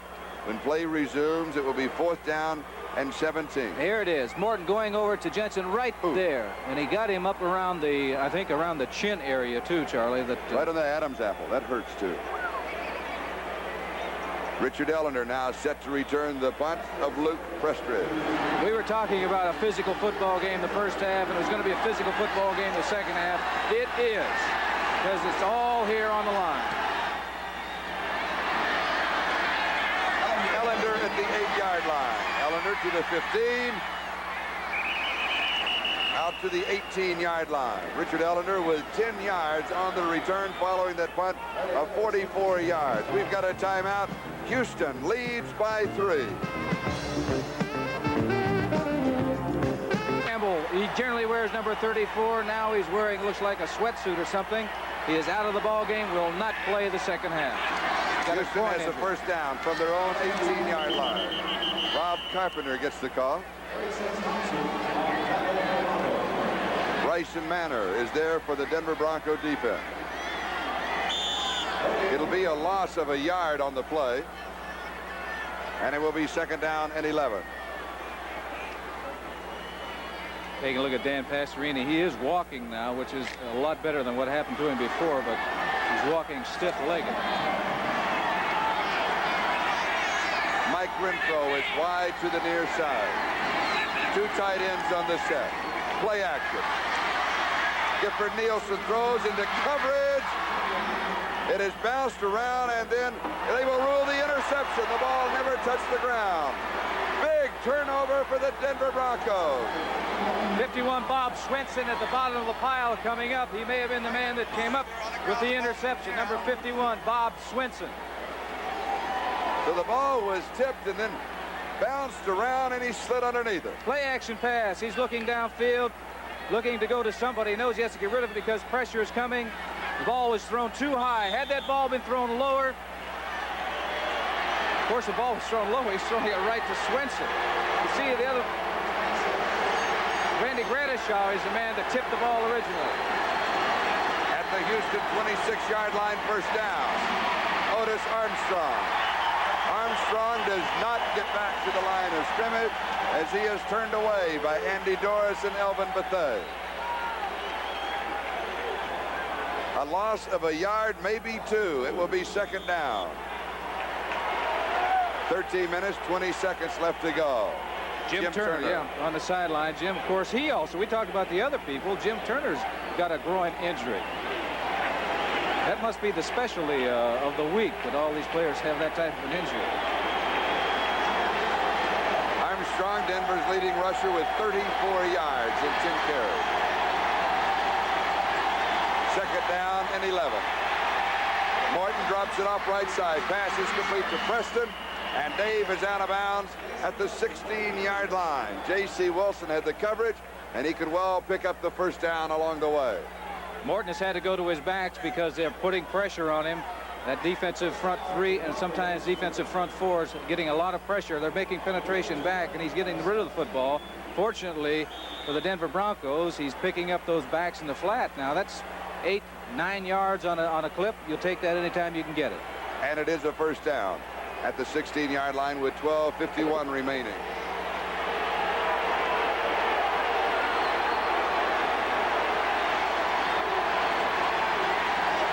Denver trailing by 3. Jensen, who was clotheslined a moment ago, is the ball carrier, but Ted Washington drops him this time. And did you notice that his old friend Greg Bingham was also there? He will lose yardage. A loss of 3 to the 19. That was really a good play by 59 Ted Washington. He's going out of the ball game now because they take him out in passing situations, and this is definitely a passing situation for the Denver Broncos. But that was a good play by Ted Washington. Second down, 13. Haven Moses goes wide to the far side. Rick Upchurch is wide to the near side. 4 on the pattern. Pump fake, he is sacked. That is the 4th sack of the ball game for the Oilers. Curly Culp got it. Curly got to him and brought him down, but as I'm saying, that front four in that case of the Houston Oilers, they're really getting penetration, putting a lot of heat, a lot of pressure on Morton. You can see right now they're all going. They're all making that penetration back there, and there's nowhere for Morton to go. He cannot step up in the pocket because there is no pocket. A loss of 9 yards on the play. It will be third down and 22. Now the line of scrimmage is a 28-yard line. They are out of field goal range for Jim Turner. Morton's got to pick up some yardage here to get back in the field goal range of Jim Turner. He needs 9 yards. He will be sacked again. That is the 5th sack. Ken Kennard got it. Number 71. When you have to throw the football, when the defense knows that, the defensive linemen up front, they only have one consideration. That is get to the quarterback. And they can really tee off. They don't have to worry about any run or draws or screens. Go after the quarterback. And that's what happened on the last 2 plays. Now they will go with their backup kicker, Fred Steinfort. An attempt of 50 yards. Steinfort came to the Denver Broncos only 10 days ago. This is his first field goal attempt. He has the distance. It is no good. It caroms off of the goalpost. It hit the crossbar. Oh, my. From 50 yards away. And that was for the tie. So the Oilers take over at the line of scrimmage, the 33-yard line. You can see coming up now. Here it is. Hits the crossbar. Unfortunately, it does not kick in. It kicks out. 11:08 left to go. Oilers lead by 3. Came that close to tying up the ball game. You got to take a look at it right now. Left-footed kicker. He's got plenty of leg. Take a look. You'll see the reaction. Norris Weiss, number 14, right there, holding his headgear, saying, can't get a break. Houston from their own 33-yard line. First down, 11:08 left to go. Skipper Nielsen, the quarterback, hands off to Rob Carpenter. Carpenter to the 37-yard line, a pickup of 4. It'll be second down and 6, and Barney Chavis makes the tackle. Earlier this year, the Houston Oilers won in overtime. Tony Fritz, field goal attempt, same situation, hit the upright, but caromed through. I believe that was a Cincinnati game in overtime. And of course, when you score in overtime, the game is over. To hit to the upright and skid it in. That time, unfortunately for Denver, it hit it. Didn't make it. Second down and 6. Rob Carpenter. Carpenter close to the first down. Randy Gradishar makes the tackle at the 43-yard line. Let's go to Mike Adamle for a report.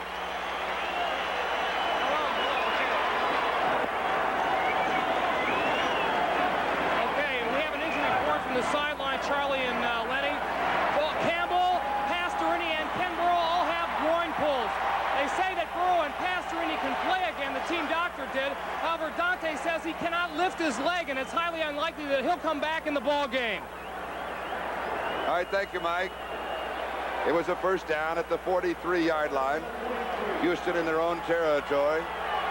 Oilers lead by 3, moving on the 10-minute mark. Time remaining in the ball game. Mike Renfro in motion. Rob Carpenter. 49-yard line. 6 yards on first down. It will be second and 4. Don Latimer makes the tackle. Houston has been saying all year, we are not a one-man football team, not just Earl Campbell. They're definitely having an opportunity to prove it this afternoon because Campbell is out, Pastorini is out, and their big threat, long ball threat, Kenny Burrow, he is also out. Second and 4, Tim Wilson comes in. Houston sideline. Carpenter now 9 carries, 39 yards. Second down 4. Tim Wilson. Wilson's in trouble. He just leans into Denver territory to the Denver 49-yard line. He picks up 2 yards.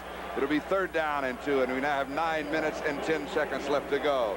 Barney Chavis, Randy Gradishar for the defense. Well, here they come. A couple of tight ends in the ball game. Rucker coming into the contest. This is a short yardage situation for the Houston Oilers. It is a very, very big play for both sides because now you are looking at the clock. 8:52 and counting down. A first down for Houston right here would occupy a couple of more minutes on that clock, regardless of whether they make a first down or not. Gifford Nielsen, the quarterback for the Oilers. Ronnie Coleman, the remaining back. Play action, a flag is down. The pass is juggled by Conrad Rucker and dropped. It is incomplete, but there were 2 flags. Bernard Jackson was there for the defense. Now let's go down to Mike Adamle for another report. Charlie, once again, the prognosis on Earl Campbell's, he's got a mild groin pull. The doctor said he should play. I emphasize should play next week against San Diego. That's how much confidence the Oilers have in Rob Carpenter and Ronnie Coleman. We were trying to get the call from the referee. Thank you for that report, Mike. Of course, Earl Campbell could play next week, but first they have to get there, or there might not be any next week. Denver Broncos. Because here's what's happened. If Houston wins, and next week Houston's at San Diego, Miami at Pittsburgh. If Denver wins, and Miami's at San Diego, and Denver is at Pittsburgh, and the loser, they go home for Christmas. Cliff Parsley will be kicking, and Rick Upchurch is set for the return. It was 4th down and 2. The penalty against Houston was refused.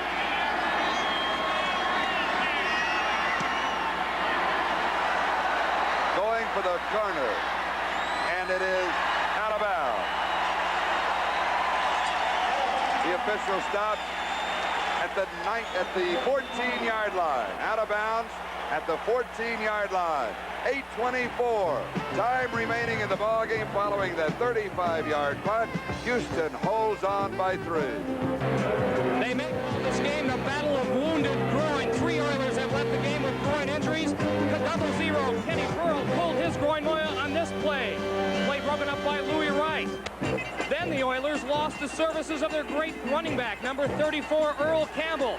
Campbell goes into the end zone and scores, but fumbles the ball. He attempts to recover, and in the process, he hurts his groin. He is out with a mild groin pull. To make matters worse, Pastorini went back to pass. He tries to get out of the pocket. He slips on the AstroTurf. He, too, pulls his groin. All three should play next week, should they beat the Denver Broncos this afternoon. And so those players remaining, we will just continue on with the ball game. Denver, first down for their own 14-yard line. Dave Preston, their leading receiver, 4 receptions for 40. Haven Moses, the intended receiver, it is incomplete. So bring it back to the Denver 14-yard line. It will be second down and 10. Haven Moses has only 1 reception in the ball game. There have been a lot of injuries on both sides. Ironically, Denver came in with injuries before the ball game. The Houston Oilers felt before this ball game they were as healthy as they had been throughout the year, and yet in this game they have lost Ken Burrow, they have lost Dan Pastorini, and Earl Campbell. You know, that's how things change around, because last week against Philadelphia, head coach Bum Phillips rested many of his ball players, including Earl Campbell, so that they would be healthy for this game. Second down and 10. Larry Canada, the ball carrier. Canada breaking tackles and fighting his way outside the 25 to the 27-yard line. A pickup of 13 yards on the play. It will be a first down. Mike Reinfeldt makes the tackle, and Canada is 27 yards rushing on 3 carries. Saw right there the number 71 for the Houston Oilers. Kennard took to the right side, and that center just moved him that way, and that opened the hole originally, but it was fine running by Larry Canada to pick up that 13 yards. And once again, we're talking about injuries. Looking down on the field, a Denver Bronco. Paul Howard is down. Paul Howard, the offensive guard, is down. So we'll take a timeout. 7:59 left to go in the ball game. Oilers lead it 10-7.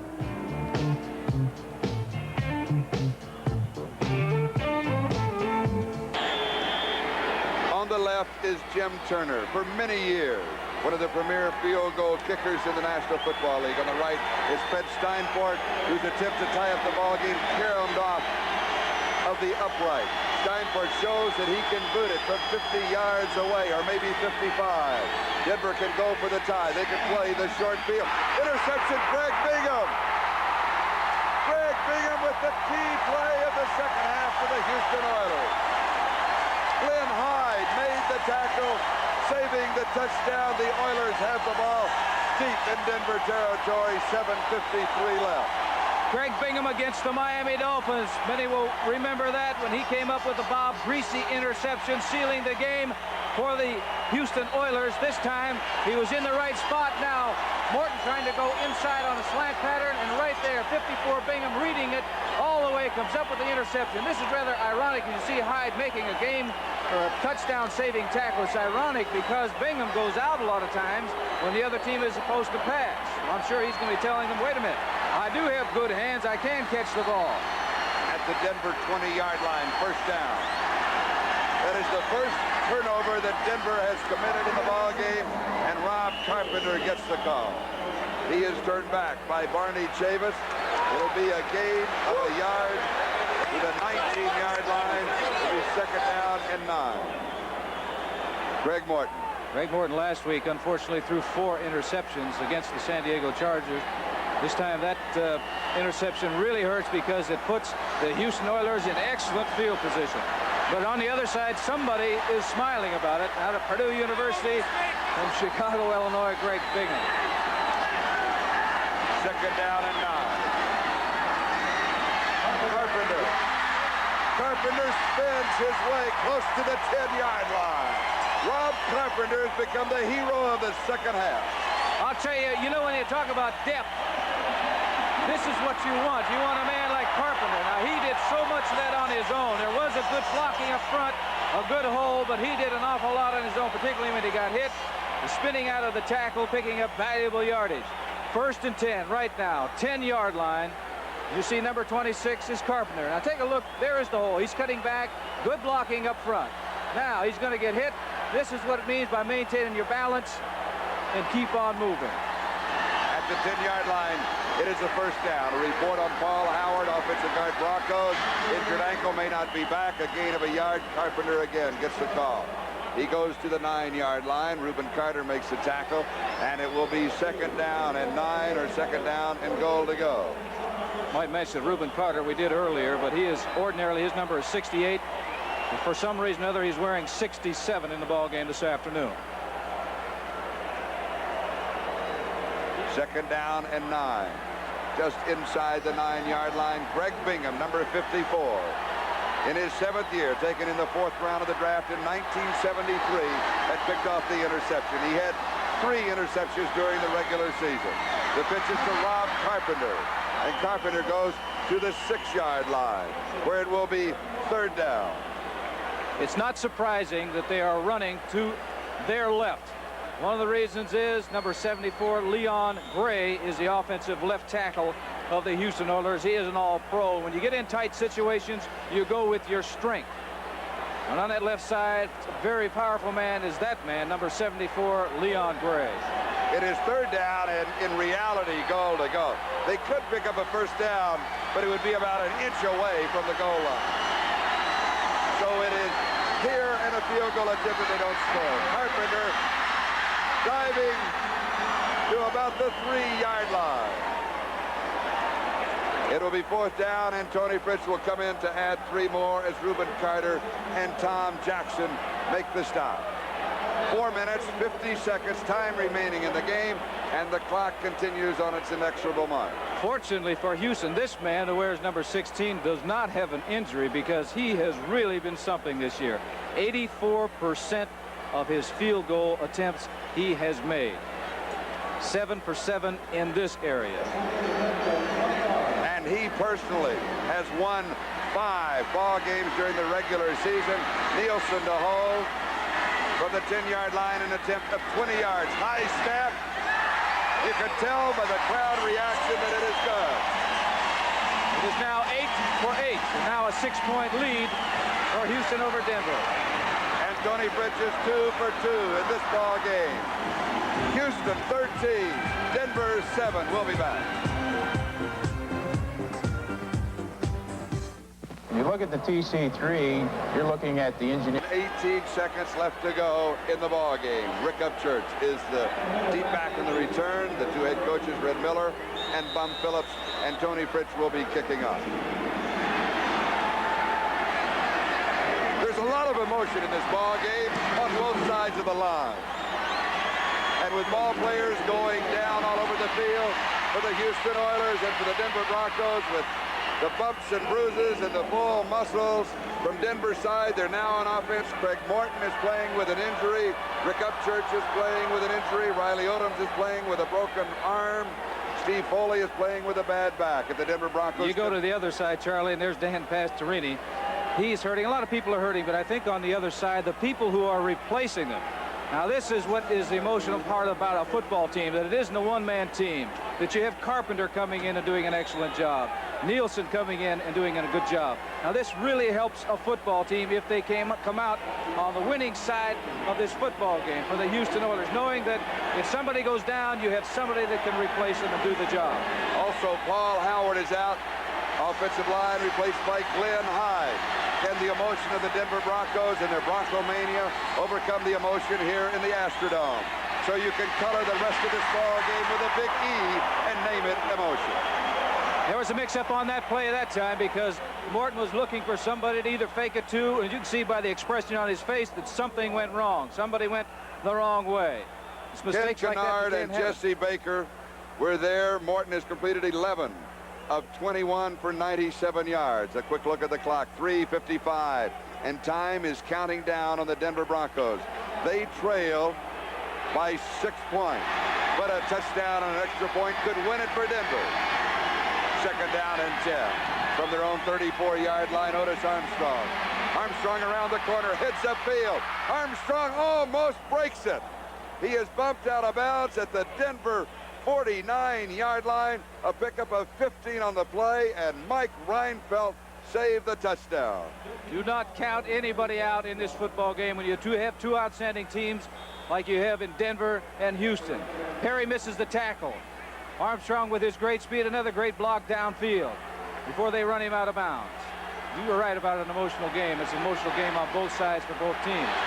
3:35, time remaining. Denver now, first down, their own 49-yard line. Morton to throw since 4 in the pattern. Sideline is there and out of bounds. It is Riley Odom, the man who is playing with a broken arm. And then you can see the cast on the left arm. 5 weeks ago, the bones were broken. I know doctors have told me that it takes at least 6 weeks for any bone to heal. He also played last week, you may recall. That is his second reception of the ball game. He caught one last week. Really 14 an yards outstanding against San Diego. Second down and 6. 3.5 minutes left to go. Odoms comes out. Denver has to go for the touchdown.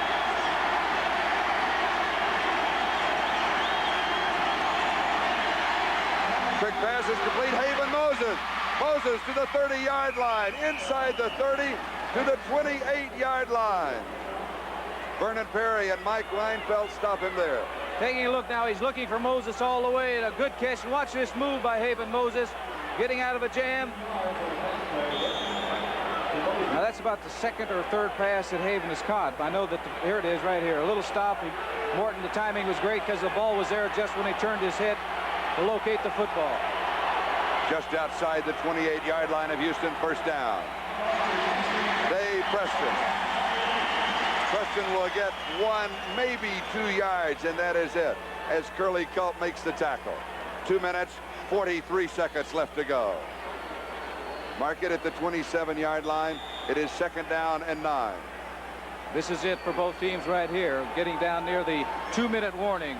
For the Denver Broncos, they need a touchdown. They can't be worrying about any field goals. They've got to get the touchdown and the extra point to win this football game. On the other side, for the Houston Oilers, this is it. Almost at the 25-yard line. They're about, what, the 27 or 28-yard line. Broncos. Second down and 9. Houston 27-yard line. The crowd on their feet at the Astrodome. Fumble on the snap. Boy, did he get it? Yes, he does.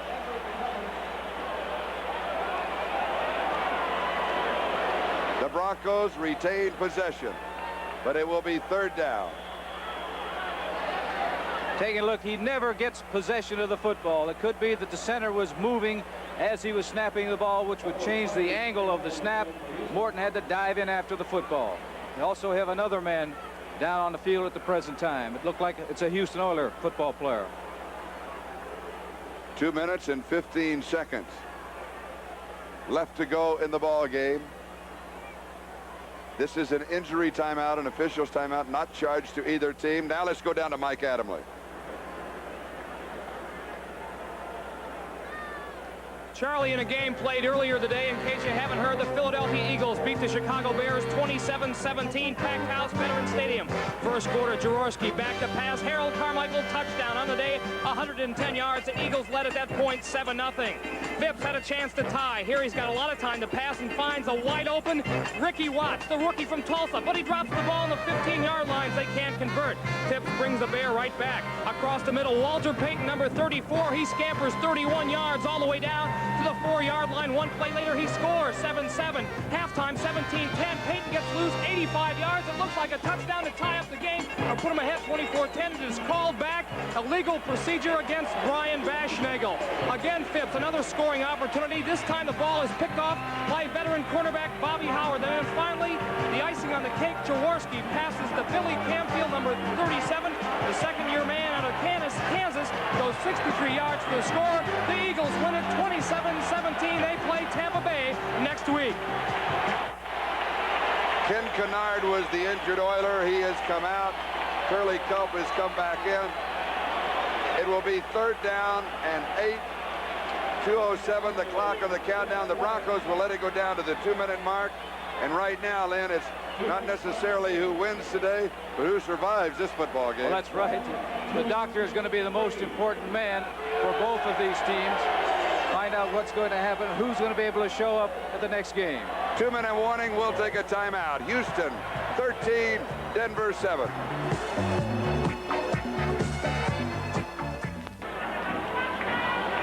Two minutes to go in this ball game. We want to take an opportunity to thank Ed Gresham and Gene Arnold, our spotters, and Joe Costanza, as always, our statistician. Thank you, gentlemen. Dan Pastorini out of the ball game. He's been replaced by Gifford Nielsen. But right now, you can color this story orange of the next 2 downs. 3rd down and 8. The Broncos trail by 6. Armstrong sweep right side. Otis cuts inside. He will come up still 4, maybe 5 yards short of the 1st down as Greg Bingham and Carter Hartwig made the tackle. Did a flag go down on the far side? It will be holding against the Denver Broncos, the one thing they could not afford to do. Oh, boy, you mentioned mistakes early in this ball game, I think, in the second half, and how important it is for teams not to make mistakes, and in particular making mistakes at crucial times in the ball game. That was a crucial mistake right there. It was 3rd down. Now they're going to take them back. They're going to accept this penalty, take it back. It'll still be 3rd down. It's going to be a long way to go, though. It would be 4th down and 5. Or 3rd down and 18. I'd go with the 3rd and 18.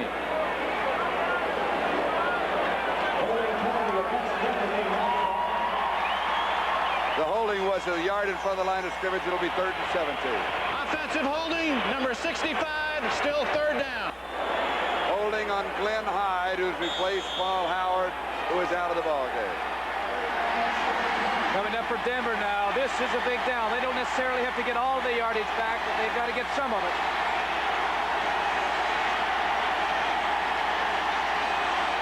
Greg Morton. Morton, flag is down. Morton is down. That is the 6th sack for the Houston Oilers. Curly Culp got him. 40-yard line, and there was a flag. Well, if that flag is on Denver, and it looks like that it is, I'm sure that they're going to refuse the penalty, give him one more shot at it with 1:49 remaining in this football game.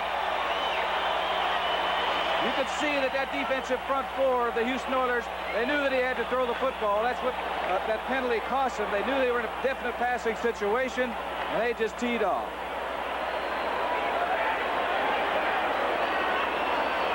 Holding against Denver refused. Here it is. You're taking a look right now as Morton goes down. Curly Culp at the bottom of that pile. We've got a timeout.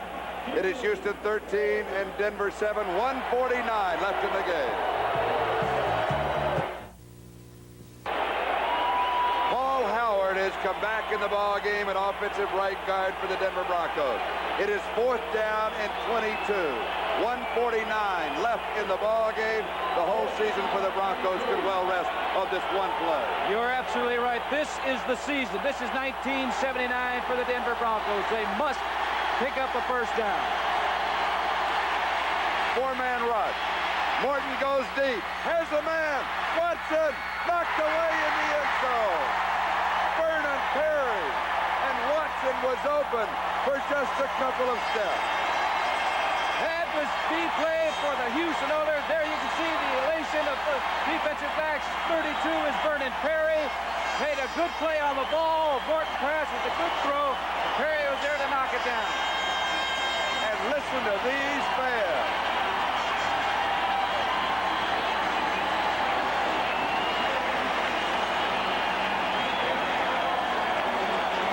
Here we are taking a look at Morton going back. He's got to go up top. He's got to go deep, hoping for a completion or an interference call. Kenny had just a step, but there it is, 32. Vernon Perry, rookie from Jackson State, breaking up the play. So Houston takes over on their own 40-yard line. Denver has 2 more timeouts remaining. Gifford Nielsen hands off to Rob Carpenter, a gain of a couple of yards. Denver will take a timeout. And going to work is Steve Watson, a free agent from Temple with 4.5 speed. And then Perry saves the day for the Houston Oilers. We'll be back. We are back. It is 2nd down and 8. Rob Carpenter. Carpenter dives for just a couple of more yards. It will be 3rd down, and Denver will take another timeout, stopping the clock with 1:30 left to go in the ball game. This gives us an opportunity to thank our executive producer of NBC football throughout the year, Don Omeyer, our coordinating producer, Ted Nathanson. Today's telecast has been produced by George Finkel, directed by Ted Nathanson. Technical Director Bruce Berquist. Associate Producer William Peters. Associate Director Richard Klein. Charlie, I'm going to tell you what an emotional situation this is for Houston. That man right there on your left, Gifford Nielsen. Now, he really has to be elated because here it is, Pastorini, the #1 quarterback, is knocked out of the ball game. He has come in and done really a fine job for Houston in guiding them in the second half. When you take into consideration, you lose Kenny Burrow, their receiver, who is the big game breaker, and the main man, 34, Earl Campbell. They are out of it, and you have people like Rob Carpenter coming into the ball game and doing such a tremendous job. Really gives them an emotional lift. You can tell by the fans here and the noise that they're making and how they feel that it is such an emotional football game. It isn't just a bunch of big men out there playing a game. There's a lot of emotion involved. 3rd down and 6.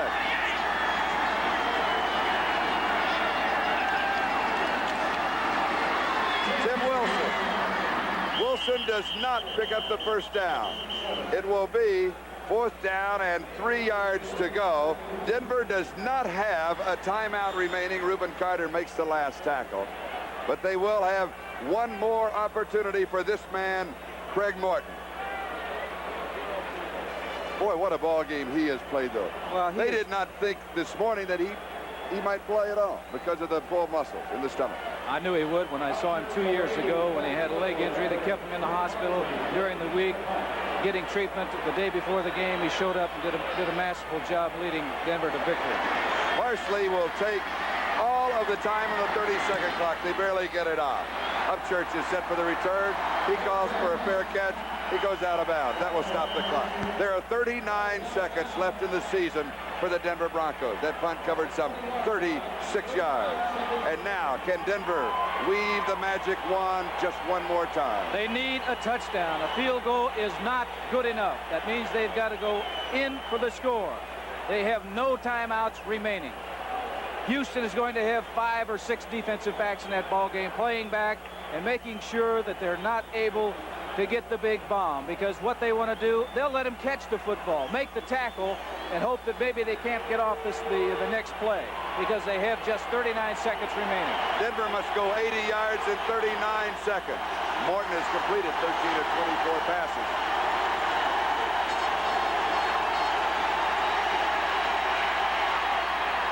Incomplete. It will be 2nd down and 10 back at the 20-yard line, now with 34 seconds on the clock. He's got to hope now. This is a hope situation. One of two things: that you get a big break and somebody makes a tremendous play, or Houston makes a mistake and commits a defensive error that would stop the clock and give them a first down. 2nd down and 10. Denver's ball, their own 20-yard line. 34 seconds left to go in the game.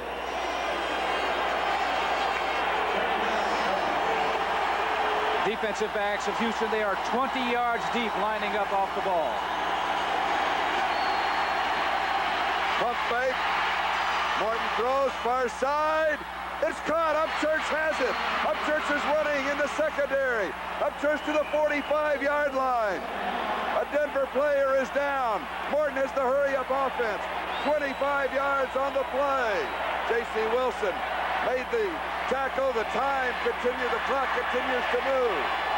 Dave Studdard was injured on the play. Finally gets back to the line of scrimmage. It goes out of bounds. The clock is out of time. Let's make sure. Let's make sure. The officials say that is it. Houston wins 13-7. So Houston will be playing San Diego. Miami will be at Pittsburgh. And now stay tuned for Disney's Wonderful World over most of these stations.